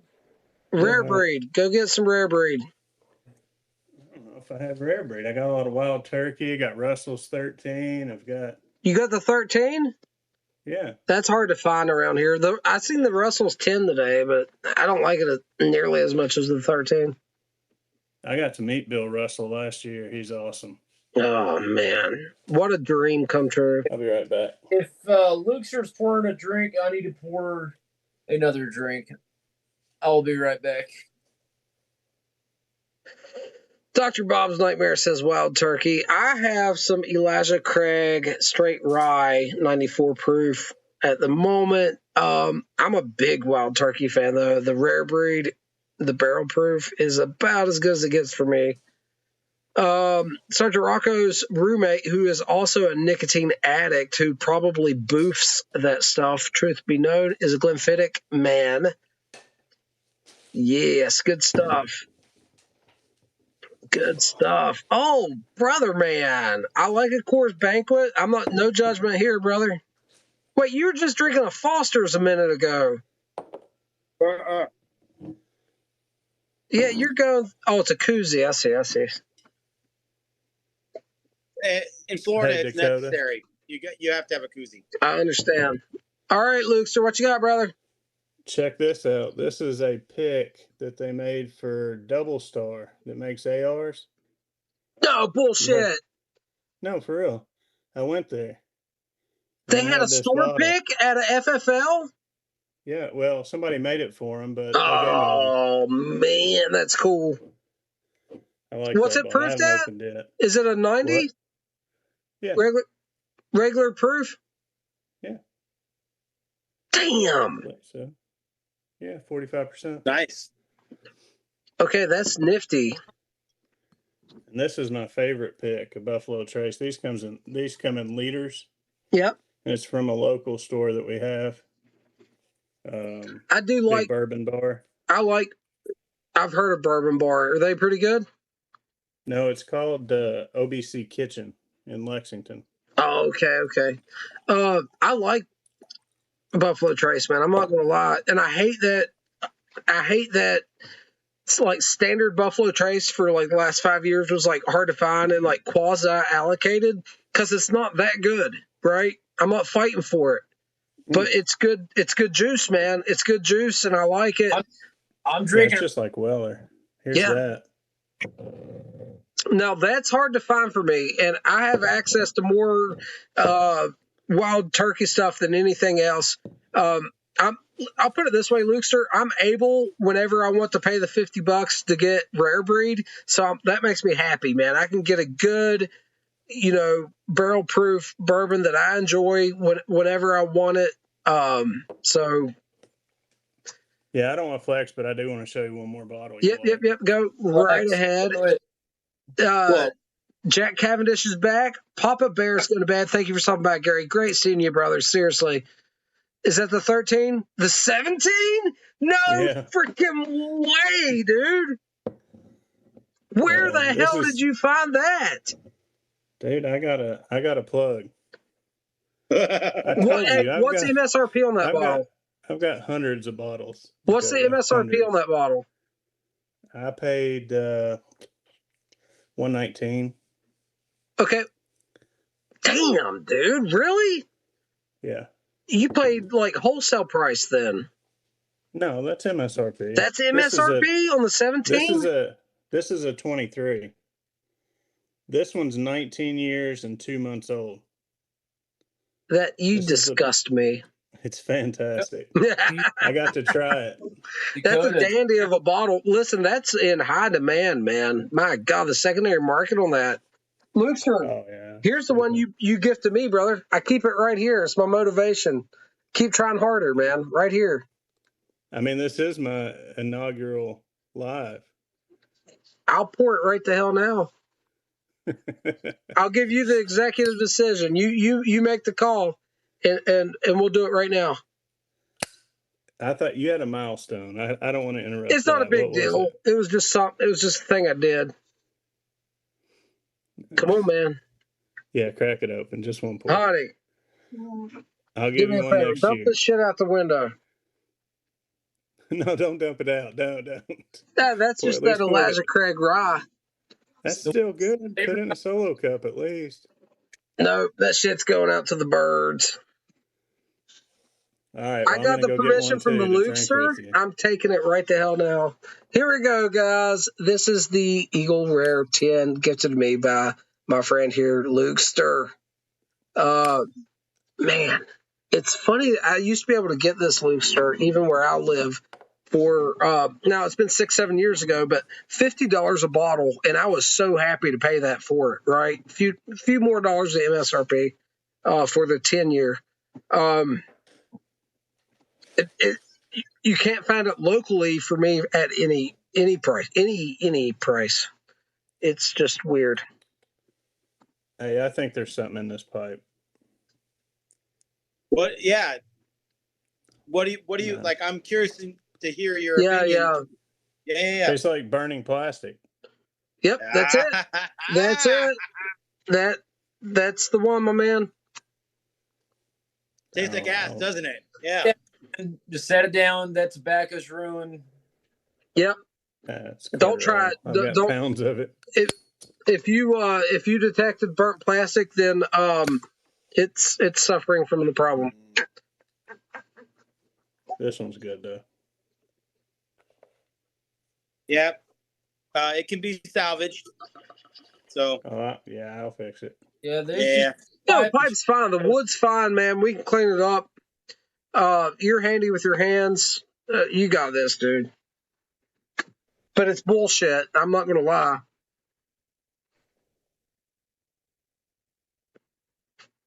Oh, 100%. It sucks. Bottles, yes. Especially like someone like me, like I don't know what I don't know. And so when I'm smoking a new blend in the pipe, I don't know any better. I'm like, geez, did I do something wrong? Yeah, I had comments, moments on my YouTube channel when I was talking about this. It was like, I'm glad you made this video. I'm a new pipe smoker. I didn't know what I was doing wrong. Everyone's recommended this brand, which I love that brand. I will still recommend it. Jillian Hughes, 19. kind of rings a bell. I'm not sure who you are, but thank you for joining the chat tonight. Hope all is well. Thanks, Jillian, for joining us. Always appreciate a new face in the crowd. Yes, someone new within the YouTube pipe community. You know, there is a channel called Girly Tragedy. She lives in Japan, and she does pipe talks. And it's total Jillian, feminine. you live in Japan, Jillian. Jillian, what kind of pipe do you smoke? Do you have a? Oh no, she's coming. Jilliana. Jillian. Jilliana. Oh, I thought you worked for Jillian. And it's Oh about shit! He was just copying me, and I was saying it wrong. Now he's in the damn doghouse. Hunter said it first. I heard him. First, you show up to my workplace to fish in front of me. Then you get me in the doghouse with the wife. Hunter said Jillian first. I didn't know her full name. I'll just throw that out there. I'll be honest. I didn't know her full name either, dude. How long have we been married? 7 years. So, Jillian, I see you have a 673 you haven't smoked. You can join me right now and smoke it. All right, I'm checking IG. Listen, the nose on that Lukester is exactly what I remember. All of the Eagle Rares are 90 proof, though, right? None of them are higher proof. No. There is a higher what's proof this one? This one's 101. I didn't know that one was that. Oh, man, it makes it even that more desirable. It used to be 90 proof, the Eagle Rare 17, but they bumped it up in around 2020, I think. Oh, man, that sounds damn good. I'll be honest. All right. Sergeant Rocco just posted a picture for me and you to look through, Hunter. Okay, you'll have to hold it up on the screen because using the phone for the chat right now. I don't want to out his Instagram name. Okay. Well, Sergeant Rocco, let me know if I can hold the photo up to the camera. It's going to show your Instagram name. And then you could just read it off. That's no issue. Well, I can't read it. It's all foreign. It's right here, brother. And here Is that soju? Yes. Yes, soju's awesome. So we're gonna pop this bad boy here soon into a video. That's been sitting there, waiting on Sergeant Rocco. He said, "Sure, okay." So he's got these beautiful. Let's see if it focuses. There we go. Great Lakes.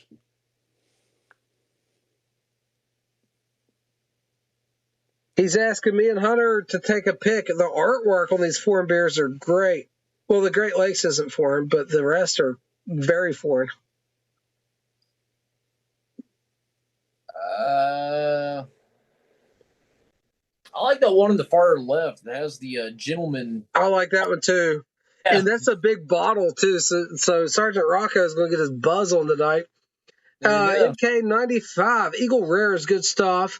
Just polished off my first bottle today. Well, I just popped my first bottle in 6 or 7 years of Eagle Rare, and it was gifted to me by my friend in the bottom right here, Lukester from Kentucky. And I've been nosing it for like 10 minutes. Let's give it a go. Serbian, Cleveland, Ethiopian, and Uzbek. Oh my God, that's so cool. Sergeant Rocco is an international man. I love it. Yeah, here we go, guys. That kind of selection in West Virginia. Lucky him, not us. That Kentucky Chew going, I see. Well, listen, damn, that's good. It's not worth the secondary market price, but damn, that's good. No, well, none of them are worth the secondary market price. Well, this is a boozy episode. We're all drinking bourbon. We have people in the chat saying what they're drinking. I think we're all having a fantastic time. It's Saturday night, folks. So that's Serbian. It's so funny. So Serbia used to be Yugoslavia, right? Yes? No? Yes? No? All I know is I I almost got might be think way they off base, guys. I've been drinking, smoking, having a good time. I'm scared to answer because all of that Eastern Bloc is. Like, is that in Western Kentucky? I don't know. Yeah. Hey, Serbia was a central part of Yugoslavia throughout its yes. entire 1980s. Yes. Sergeant Rocco says yes, so I'm safe. I have some Yugoslavia manufactured military surplus firearms that are of the highest quality. They really over engineered so much, and even some modern ammunition from Serbia is quite good. Lukester, now that we're on here, what river were you fishing at that was so damn dried up? My God, bro. You could see how it was from the pictures. Yeah, it's called the Salt River. This time of year, is it typically that low? No, we're usually wet all spring, but we just had a drought. It's been pretty rough, but we've had a few good days of rain, so we should be caught up. That sounds good. It was dry, and then we had like a 1.12 inch rain event, and we should be caught up for the month, I think. So same in Florida, but we're not caught up at all. Not at all. Super dry. We're good at the moment here in West Virginia. We were slightly dry on the ground. The rivers were whatever level. Rivers right now is ever so slightly elevated, but the ground moisture level's good. I got tomatoes in the ground right now. I have tobacco plants started in cups. I'll be getting in the ground soon. But was that tonight? Shit balls! Yeah, I'm getting ready to do my I got a frost warning for tonight. I guess I won't be covering those tomato plants, huh? Yeah, like I'm looking towards summer for me. Like I've got sweet potato slips going, like growing pretty well, getting ready to go in the ground. I got some Seminole squash getting ready to get in. Like beautiful. Tomato season's done. We can't even. Timber Drifter's having some ginger tea. That sounds interesting. Hazard says, what's your guys' favorite evening blend? I enjoy Old Joe Krantz, but when I enjoyed Latakia, I love Nightcap. I kind of agree with that.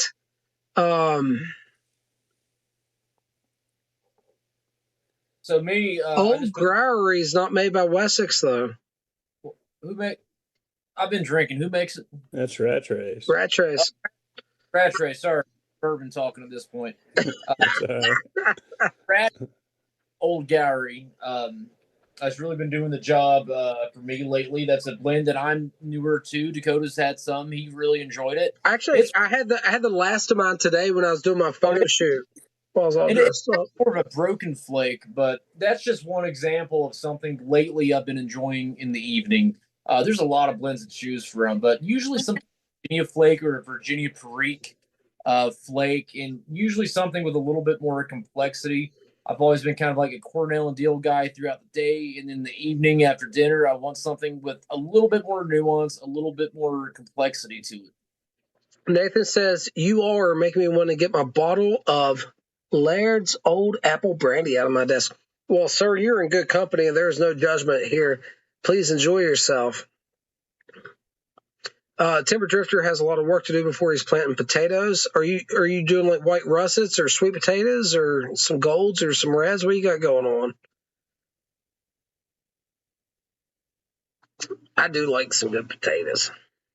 Yeah, in Florida, we got sweet potatoes about to go in the ground. Hey, Lukester, you got ramps over there in Kentucky? I don't know what you mean. So probably not. Oh, yeah, probably not. They're a wild leek that grows here in West Virginia, and it's a big thing here in the spring, man. I wish I could grow those. We got lots of onions. I don't know if it's the same thing, it's wild like, onion. It's like an onion ramped up on steroids, you know what I mean? But we had some gifted to us, and we made one mess and some fried potatoes. She had some like Yukon Golds chopped up and fried up, and we put some ramps in. It was good. That sounds fantastic. Good, but absolutely fantastic. Long way some of them taters. Meal in fried potatoes and I'm done. But I really enjoy that one meal of it. Timber Drifter's got a good blend tonight. He's having some Black Mallory from Rattrays. He hasn't had any Latticue in a while. Listen, Sergeant Rocco commented on my video about the ramps, about the scene from that movie. I've never seen that movie. It's called Metawan? I don't know. But the way he described it was freaking perfect. So if he needs a secondary job, man, describing movie scenes is probably in his wheelhouse. Dr. Rob's Nightmare says leek soup is emoji face. He likes it. Timber Drifter says whatever you get for seed potatoes. There's a lot of potatoes I like, to be honest, man. I don't discriminate against any kind of potato, even sweet potatoes. No, I'm good. I do need a little brown sugar on it. Cinnamon is optional too, but I do have to have just a touch of brown sugar, and I'm set. Damned old white russet potato, man. That's a damn good potato, but they get better than that. But the base, the common denominator is fine.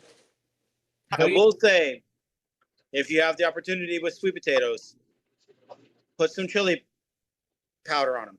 I'm cool with that. That sounds good. Yes. What? I've never heard of this. This sounds incredible. Look, sweet potatoes and chilies, amazing. Okay. Hands down, sweet potatoes and chilies. Yeah. No, I believe that. I like chili powder on all kinds of stuff. I love like the Hispanic candy you can buy that's covered in chili powder. I could absolutely see that working on a sweet potato. I've never thought about it. I'm giving that a go. Thank you for that suggestion. That sounds really awesome, actually. Okay, so Carrie's got some tidbit in here I need to look up because she's talking about old fashions. I've been making old fashions the last couple of weeks. She says turbinado sugar is what I use to make the simple syrup for my old fashioned. Has kind of a maple syrup richness. That's serious. Yeah. What is she talking about? What is this sugar? That's They some smoke serious, that too. moderately unrefined sugar. So Okay. you get a little more depth with the flavor on that. Okay, I'll They'll be smoke turbinado too here fire in Kentucky. Sam's Club, Walmart, Costco. Like, where are we going to get this stuff? Yeah. Can I order this online? Especially Luke's talking about smoked. Yes, sign me up. You can get it at your grocery store. I'll look. Maybe. I don't know. Yeah, it's just larger grain. You'll see it. She's right. It's got a Swedish maple syrup type taste to it. All right, dude. I like an old fashioned. I have bitters and stuff, so. Okay, Sergeant Rocco says I need to look up Korean sweet potato recipes. Most of them use chili powder. So, okay. Thanks, Rocco. I'll look into that. Good God. Thank you for joining the cuisine channel tonight. You guys are making me hungry. Well, first I was thirsty, all the whiskey talk, so I got double what I usually get. Now I'm starving, so at midnight tonight when we hop off here, I'm going to have like a giant meal, I think. Yeah. We'll make some taters and onions. Taters and onions. That sounds like a damn plan to me, buddy. What you got any local stuff going on there, Lukester, where you're at in Kentucky? Like stuff maybe other folks don't have or anything? Derby. You eat horse? Did you see what was it The Renegade. That horse that was shot on the field today, you're saying it didn't go to waste, right? It was a white No, heck no. That's where you see those Gorilla Glue commercials. The gorillas beat up the horses and make the glue. Man, the biggest horse on the race today had a freak out, kicked his jockey off and fell on the ground. Yeah, Renegade. Poor guy. Poor that horse, was man. that was the what do you call it? The favorite. Yes. Thank you, Lukester. The winner, though, was the first horse to win the Kentucky Derby with a female trainer. It was a big thing. You got to get another. I'm sure that's Lukester's neighbor. He probably knows her. Fill it back up, buddy. Come on back. No, I doubt it. Okay, I think I've got time for one more pipe. Let me go pick one out. For the record, I'm loaded this up with plum pudding. I love it. Which one is it? It's the Cornell and Deal one. I do have some of the old Sutliff Mississippi River and the bourbon barrel cask. I haven't touched yet. Yeah, it's pretty good, man. It's pretty I'm waiting.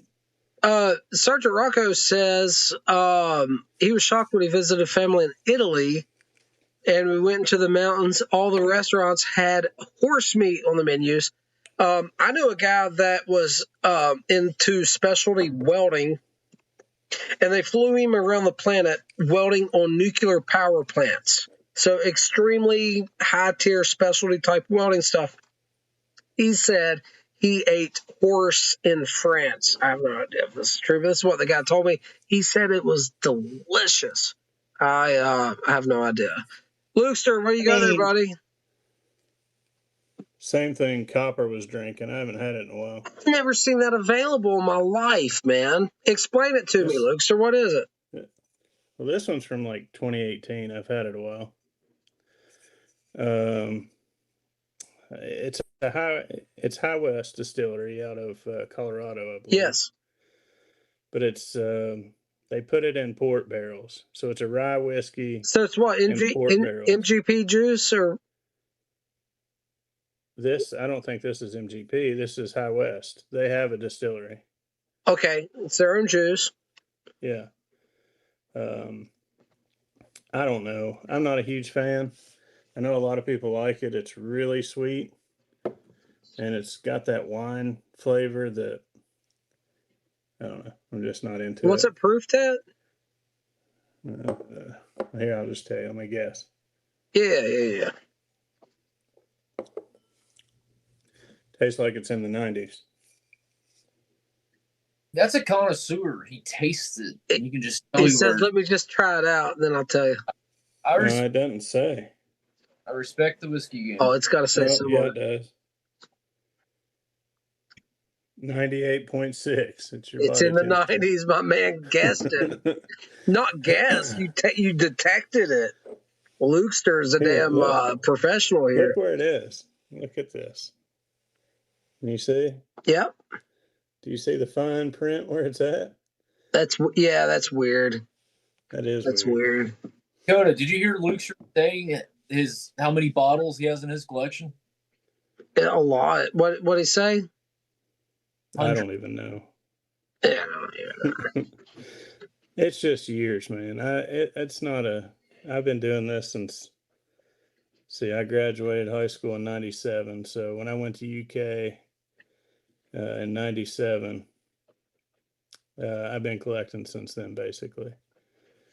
You know what's funny about this, Lukester? I was into bourbon 6-7 years ago when I was getting the Eagle Rare, but not as into bourbon, right? I've had a lot more barrel proofs and high octane stuff since then. This, at the moment, this 90 proof here, this Eagle Rare, is way smoother than I remember it being. But you were drinking a rye before that too. That's true. That's true. I mean, that's their rye mash bill, but it's not. No, it's Buffalo Trace. Yeah. Dude, this is scrumptious. It's like a dessert drink, you know what I mean? Yeah. Yeah, it's just quintessential bourbon to me. I love it. 10-year, though, that's a decent age statement. You know, I got a Heaven Hill bottled and bond in there. 7-year age statement on it. And 7 years, something, you know what I mean?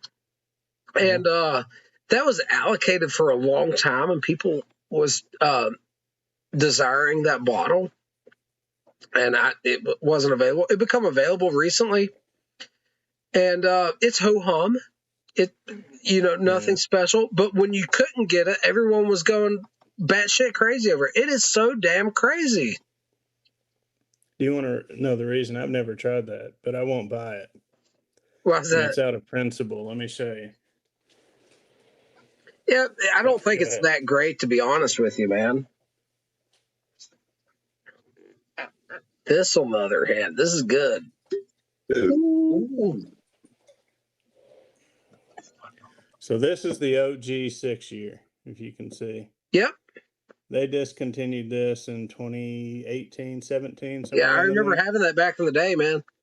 Yeah, 6-year, $8.99. That's crazy. That's how much this costs here. Is that bottle on bond?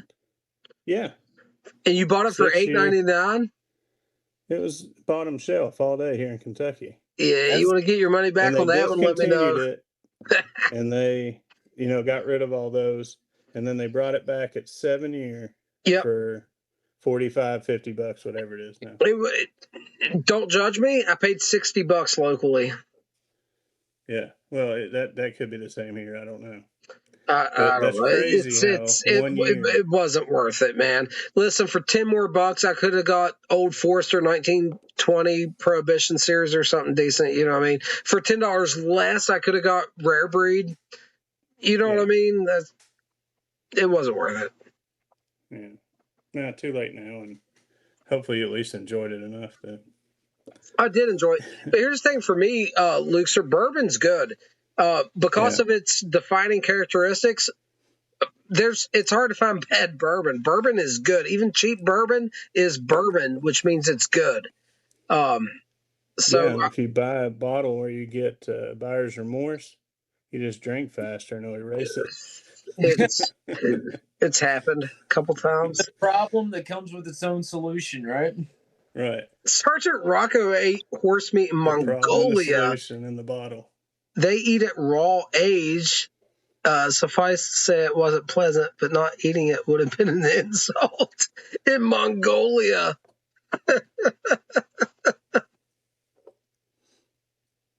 That's freaking crazy.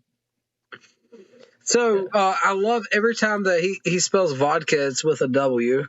I have Ship House vodka that is in a bottle shaped like a famous ship house at Put-in-Bay. Interesting. Put-in-Bay, that's on Erie, Lake Erie. Yeah, Put-in-Bay has actually got some interesting lore behind it. Oh, Brian Moore found his first morel mushroom this week, growing out of a fire pit in Washington? Had no idea morels were that far out west. That's awesome. Very cool. Bremerton or Bremerton? Yeah. Wait, Sergeant Rocco, you have an Olga as well? I have an Olga. You have an Olga? Oh, no. Clash of the Olgas. I hope it's not the same Olga. Do they have their own podcast? I mean, live that they do on Saturdays? Is she an artist? She's autistic. Does that count? That'd be hilarious if all of her wives got together and do their own live talking trash. Yeah. Hunter, Mike from Alaska in a text message today that we were talking about in the podcast, right? You know what I'm talking about. Mike from Alaska said you need to start a new website and call it OnlyFins because all the fishing I've been doing. OnlyFins. Show them those small jaws. Hey, bro, those red eyes. Do you call them red eyes out there or rock bass? Either or. Yeah, okay. Red eyes is what we call them here. Listen, if those puppies got any bigger, man, I'd be afraid. You know what I'm saying? Good Lord. Fish. They're feisty for their size. I gotta empty out this. Ugh. Alaska's a cool state. I agree. I would listen. My dream would be to spend one horrifically difficult winter off grid in solitude, like completely by myself in Alaska, off grid, struggling it. Like I make it through the winter or I die type situation. It would be incredible. Hey guys, sorry to interrupt, but I'm at 3%. So, Luke, sir, hey, thanks for stopping by, brother. Great chatting with you, man. For real. Thank you so much. Thanks, guys. Take care, I'll be brother. on the chat. See you. See, I used to think that the Alaskan wilderness in the winter would be like a lot of fun to do through winter to get through. I spent a winter in a camper one time, and I was miserable. I've got no desire to spend the winter in like Alaska now. It sounds great. I don't want to do it. I got yeah. I'm just strictly speaking of as a tourist going up to Alaska. Like, you know, in Florida where we live, like you can jump on a boat and go to the Caribbean real easy. Yeah. Hang out. You know, it's not a big deal. Right. But you get like the impression that the Caribbean doesn't care. They just want your money. But when you go to like when you go to Alaska though, they were like so inviting, so thankful, so like thank you for coming. It was so like humble. It was really nice to be in Alaska. Yeah. Kind of like going to, like when I was in Scotland. I was expecting Scotland to treat us like kind of like dirt because we were in England and then we went to Scotland. And the Scottish were so nice, so cool, and so accommodating. Because they're like, "Where are you from?" I'm like, "Florida." I'm like, they're like, "Why are you here?" I'm like, "Why not?" You know, it was gray every day. It was cold. It was rainy.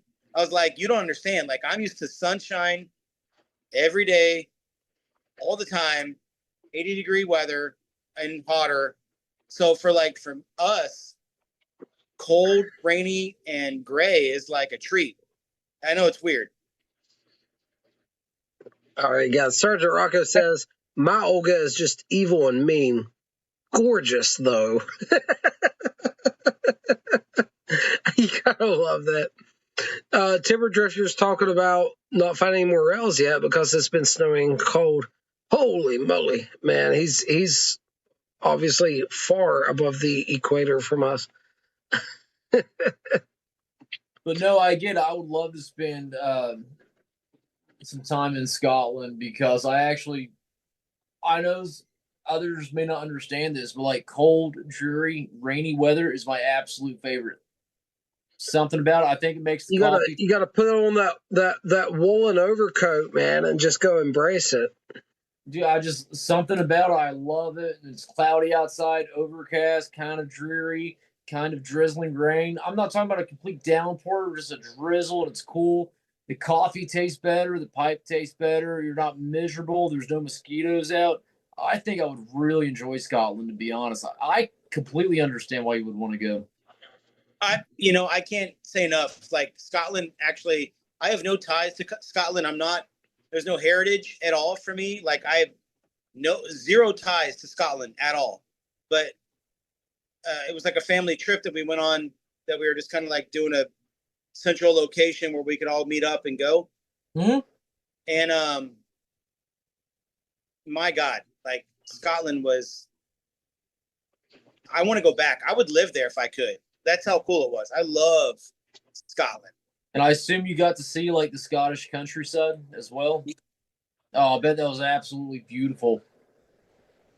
The stone walls going through the Scottish pastures and stuff like you see on TV. I'd love to see that in person. To us, it's a fairy tale, you know? Like you're just like, wow.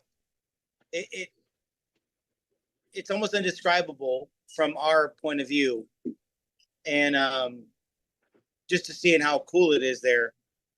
And yeah, I highly suggest it. If you have the opportunity to go to Scotland, bypass England and go right to Scotland. I think that's great advice. Hunter, it is 4 minutes until the time to do the rest. You got a handy? Yep, what do we get? So David G is in Chicago, and I'm sure my man is busy. He was in here earlier. We are going to, in honor of our friend David G, do pure Rustica snuff here in just a couple minutes. And we hope David G is doing well and having a blast up in Chicago with all of our friends. Seb of Beyond the Barrel podcast is at Chicago Pipe Show, along with a lot of our friends and contemporaries. We hope they're all doing well. And Wisconsin Chris, he's up in Chicago right now, right? Who? Wisconsin, Chris? Yes. MKE Chris is in Chicago. I've seen pictures. Dakota, before we do this rusk, I meant to ask you real quick. What cigar did you grab? If you mentioned it, I missed it. What? Which cigar did you grab? I missed that part. Not much left, but this was the Oliva V in the little perfecto shape that I love so much. It's a cigar near and dear to me. You can find it. You can find it for the same price as a factory smoke if you're judicious, and it is far beyond that in quality. It's a great stick, and I really like it. Premium cigars you can really get, you know, and that's really good quality stuff. Great stick. They do a beautiful job on the perfecto and rolling that one, and I think that's a great example of a premium perfecto. It's just they did great with it. I believe it's that time. We got a minute, man. We got a minute. Look, I'm finishing the stick. Just give me a second here. Captain Burley Slice, thank you for allowing me to join the live. It was a lot of fun. Thank you so much. Hey, brother, thanks for stopping by, man. We appreciate you greatly. I appreciate your input and all the conversation. It has been a hoot, as we would say here in West Virginia. Please stop by again. Don't be a stranger. Will do. I'm not in the military, never been, but I'll give you a salute. Well, don't have to be. We're in the military of nicotine. I'm in healthcare.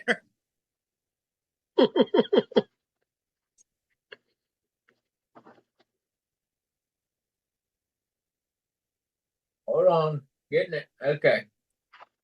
All right. Let's put that cigar down. Hold on.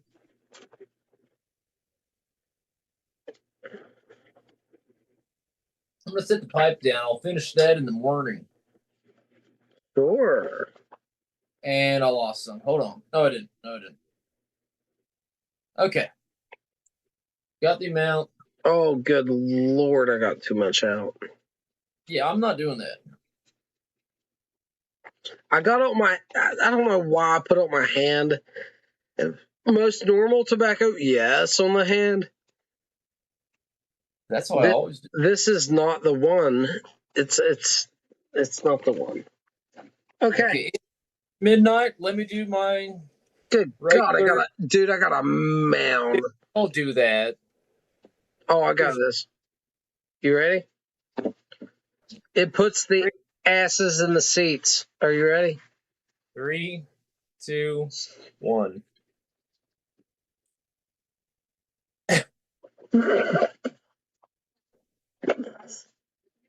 Remember, it can cause hallucinations. You good?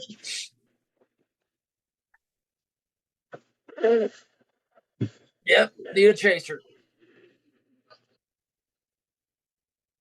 Nasal napalm. He didn't say napalm. I don't even know what he said. I can't read right now, man. It's not numbing like it typically does. I'm actually getting the full burn today, and it's a pretty good burn. I like the chick that did the Ajax. I like the chick that did the Ajax and Up in Smoke. Yes, honey. Hey, you handled that a lot better than I thought you would. Not gonna lie. So, round of applause. You took that like. So, and for those that don't realize, essentially what Dakota just felt was the equivalent of Mike Tyson punching you in the face. I'm not over it yet, man. No, it'll take a second. I mean, it's potent stuff. But I'm going to have to start upping my dose because I've become immune to the regular dose that used to knock me out. So I think I'm going to have to start upping it. That's it. Next week, I'm upping the Rustica amount that I'm doing. We got someone new in the chat there, Hunter. Do me a favor. He meant napalm. I didn't miss it. Address that for me. Death. By Sonar. Thank you. New Tobacco Day from Christie's House of Pipes and Cigars, Newcastle, Vesta and Luxury, number 19. trying them all tonight. Well, not familiar with those blends, but 3 new blends in one night sounds like a great way to spend an evening. Cheers. Thank you again for the Buffalo Trace. I'm getting a lot of use out of. Very And good. thank you to Lukester for the Eagle Rare 10 years. Delicious. And coming off of a rye tonight, like you said, the Elijah Craig rye, it is just coming across as a sweet dessert. It might as well be nothing proof. I don't even detect the alcohol in it. Did it make my hair fall out? No, Dr. Bob's Nightmare said it will peel your scalp back. Look at what it did to Hunter. And that's true. If you episode had more hair. Hey, guys, let me say real quick.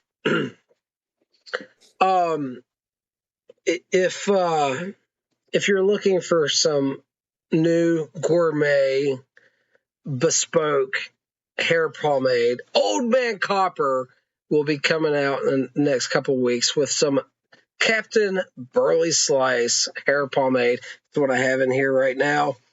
And it's a very limited run. Oh, Dirty Muffler's in here. Hunter, let's have this conversation right now. Okay. Dirty Muffler, thanks for stopping by. You are going to get an answer from the entire community. Real quick, let's rehash that conversation we had about English blends we had earlier. Okay, let me ask him this real quick since he's on. Yep. I know that he is interested in lighter English blends, I guess, in the wheelhouse of early morning pipe that he's been enjoying. The way that I perceived the question, it was that category, but older blends in that genre versus newer blends in that genre. And hopefully I got that right. But really, I think the best, he kind of is already there, because I think the best old school example of a light Virginia would be early morning pipe. Light Virginia? I said Virginia, English, sorry. The best example of a light English blend in the old school style genre would probably be early morning pipe. And I would say that the best example in a more newer school genre would be Westminster. That being said, some other classics, Dakota mentioned Squadron Leader, and sticking with the Samuel Gawith, I suggested something like perhaps even Skiff Mixture, very Oriental forward, but with Latakia. If you're a fan of early morning pipe, one that is different but similar would be Presbyterian Mixture. I really enjoyed it. It is in a pouch now, but don't let that scare you away. It's a really good blend with a long history. It was the favorite blend of Stanley Baldwin, the British Prime Minister. You can look that up. As far as newer blends go, if you can acquire any, Cornell and Deal's Palmetto is definitely a lighter, milder English in that genre that Dakota and I both really enjoyed. It's not our everyday style smoke, but for what it was, we both found it very, very enjoyable. So Palmetto Balkan would be another great example. Even bumping it up just a little bit, 965 isn't really too strong on the Latakia. I think that'd be a great blend to try if you haven't tried that yet. And that's a classic that everyone. Do you see that comment? What's that? How does Westminster compare to Chelsea Morning, which I prefer to early morning pipe? So, wowzers, we're finally. This is what I needed. Actually, Dirty Muffler, me and Hunter's been having several conversations this evening on your text to me, and it is like so thought provoking because it's a little bit out of my wheelhouse where I lean compared to what you're asking, and I'm predisposed to tell you answers that you're not asking for, right? And one of them is something Hunter just said a second ago, which is the Palmetto Balkan. Let's stay in that same range of light Latakia and try some different blends from a standard English mixture into a Balkan mixture and have that Oriental forward, but still that light Latakia presence. I I think it's a fantastic conversation. I want to continue having. Go ahead, Hunter. I didn't mean to cut you off. Okay, so his question: how does Westminster compare to Chelsea Morning, which I prefer to early morning pipe? If you're familiar with the big three Dunhill blends, that is early morning pipe, 965, and nightcap. So early morning pipe is the lightest, and then mid-range, medium, a little bit more Latakia, you have 965. And then at the top, you have nightcap, a lot more nicotine, a lot more Latakia. And so a lot of things are compared to that. GLP's kind of has his own version of that per se. So his equivalent, and this isn't a match, but using that kind of scale, the closest thing to early morning pipe that Greg has would be Chelsea Morning. Then the closest thing to 965 would be Westminster. And Yes, then sir. you go on to what would be nightcap. I would say it would be it's the cake we just had, Dakota. I can't think of the name. I keep wanting to say Gaslight. It's not Gaslight. It's Quiet Nights. Quiet Nights. One. So that's Chelsea Morning, which is a little bit lighter English. You have Westminster, which is kind of 965 like in that ballpark, and then you'll have the Quiet Nights, which is a little bit more Balkan, a little bit heavier. And then if you want to go even a step above that, you have their plug Gaslight. But that's the best way I can explain it. If you understand early morning pipe, 965, and nightcap. I don't think he said nightcap yet from the sound of it. No, but he did say that he has not went into that realm yet. He acknowledged deeper Englishes as something to approach later on. So I would go ahead and approach all three instead of building up.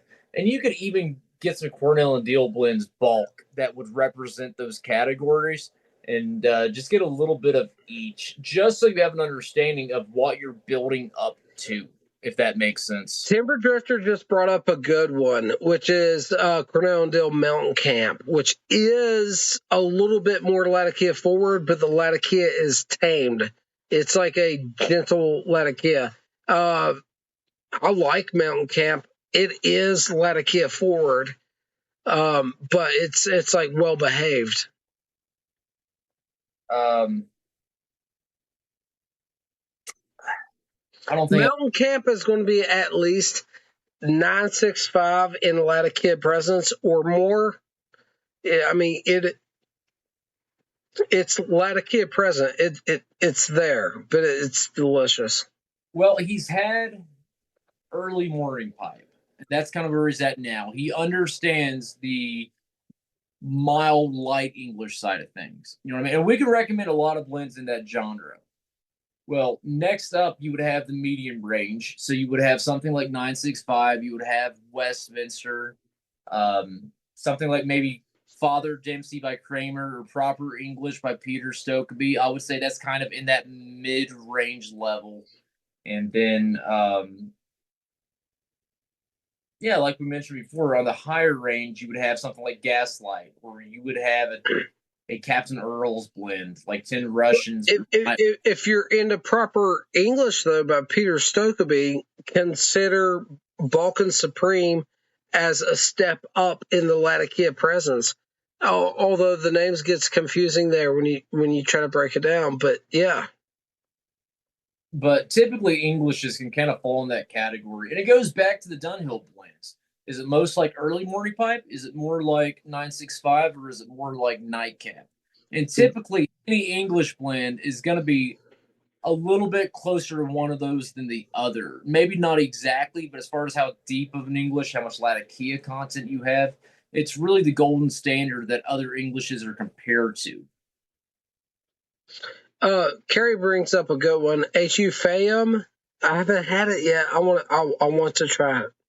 I have a sample of that here that Cameron sent me, just enough for probably about 2 bowls worth. I don't think I have any in a tin. I've stocked up a little bit on HU blends, but I haven't got to all of them yet.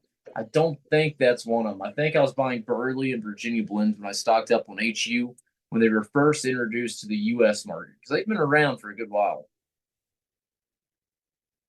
And then Dr. Bob mentioned something here that let me point out real quick. I mentioned those 3 levels of Latakia, early morning pipe, 965, and then nightcap. There's one more I have to mention, and this is like balls to the wall crazy stuff like Pirate Cake, where it's 75%. And actually, it's not as bad as what you would think it would be, because Latakia is actually kind of low on nicotine content, and it's full flavor, but it's easier to smoke than what you would think.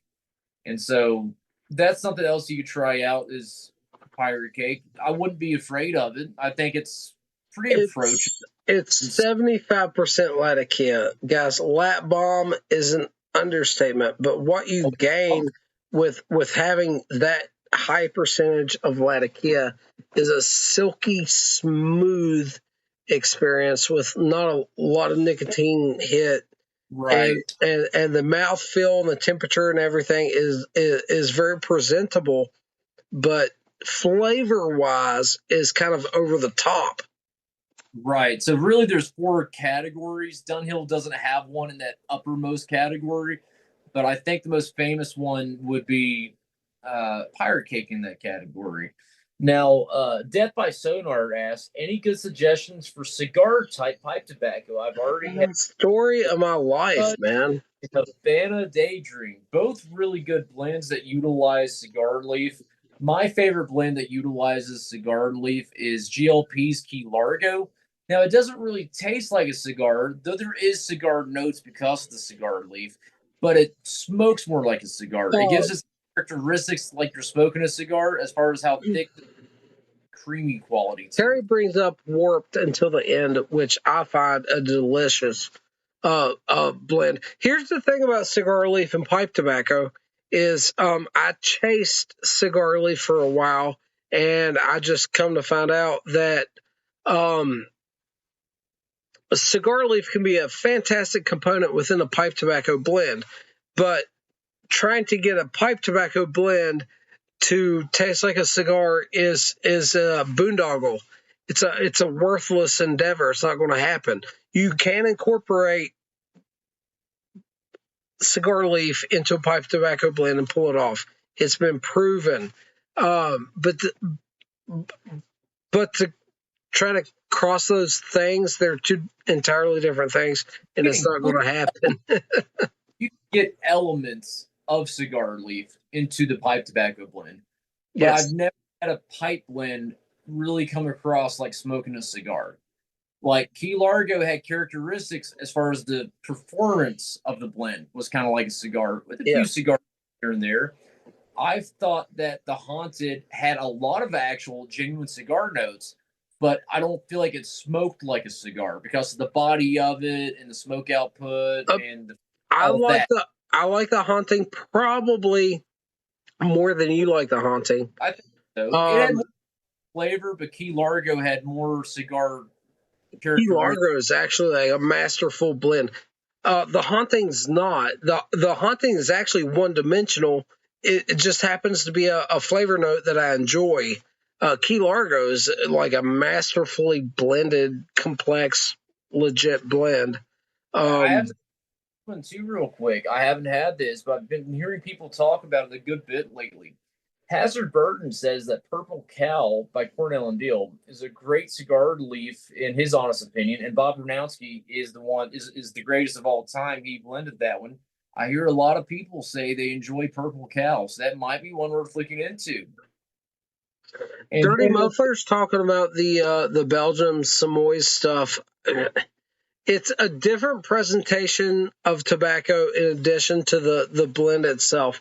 So it is a like very dry, everything's kind of different presentation. So it's not just not just in flavor profile. The presentation of the pipe tobacco itself is different, but what I've had was interesting.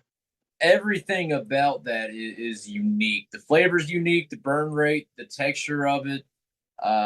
I guess it's most like Burley, but really it's not. I mean, it's a very, very unique experience. And then One thing I have to mention is some of like the Samuel Gawith blends with air cured leaf has a Love lot of air cured. but you could also get that in Rattray Sterling Flake. A little bit, maybe in 3Ps. Did 3Ps have a touch of that? Yeah. So the air cured exotic Virginias grown in Brazil, mostly in Africa, that's been air cured, incorporated into pipe tobacco, presents a flavor profile that is very base, right? Very earthy, low tones, very base, that is more akin to cigar type flavor notes.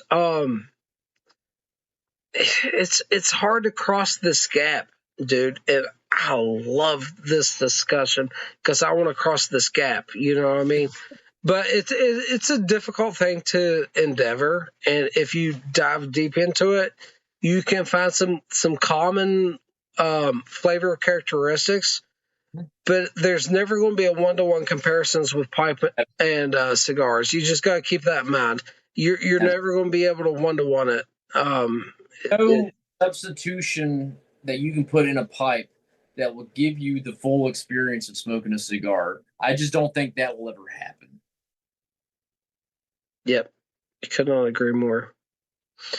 All right, guys. I'm starting to yawn. That means it's time for me to shut this puppy down. I appreciate each and every one of you for stopping by. I love you all. And it's been a great live. It's been a great night. The podcast will be up in the morning whenever I can get it uploaded. And we had a blast with it tonight. Thank you all for stopping by. Hunter, sorry you had to work all week while I leisurely had fun fishing around you. I'm glad one of us had a good time. All right, guys. With that, everyone, have a wonderful night and enjoy the rest of your weekend. We'll catch you guys again very soon. See you guys next time.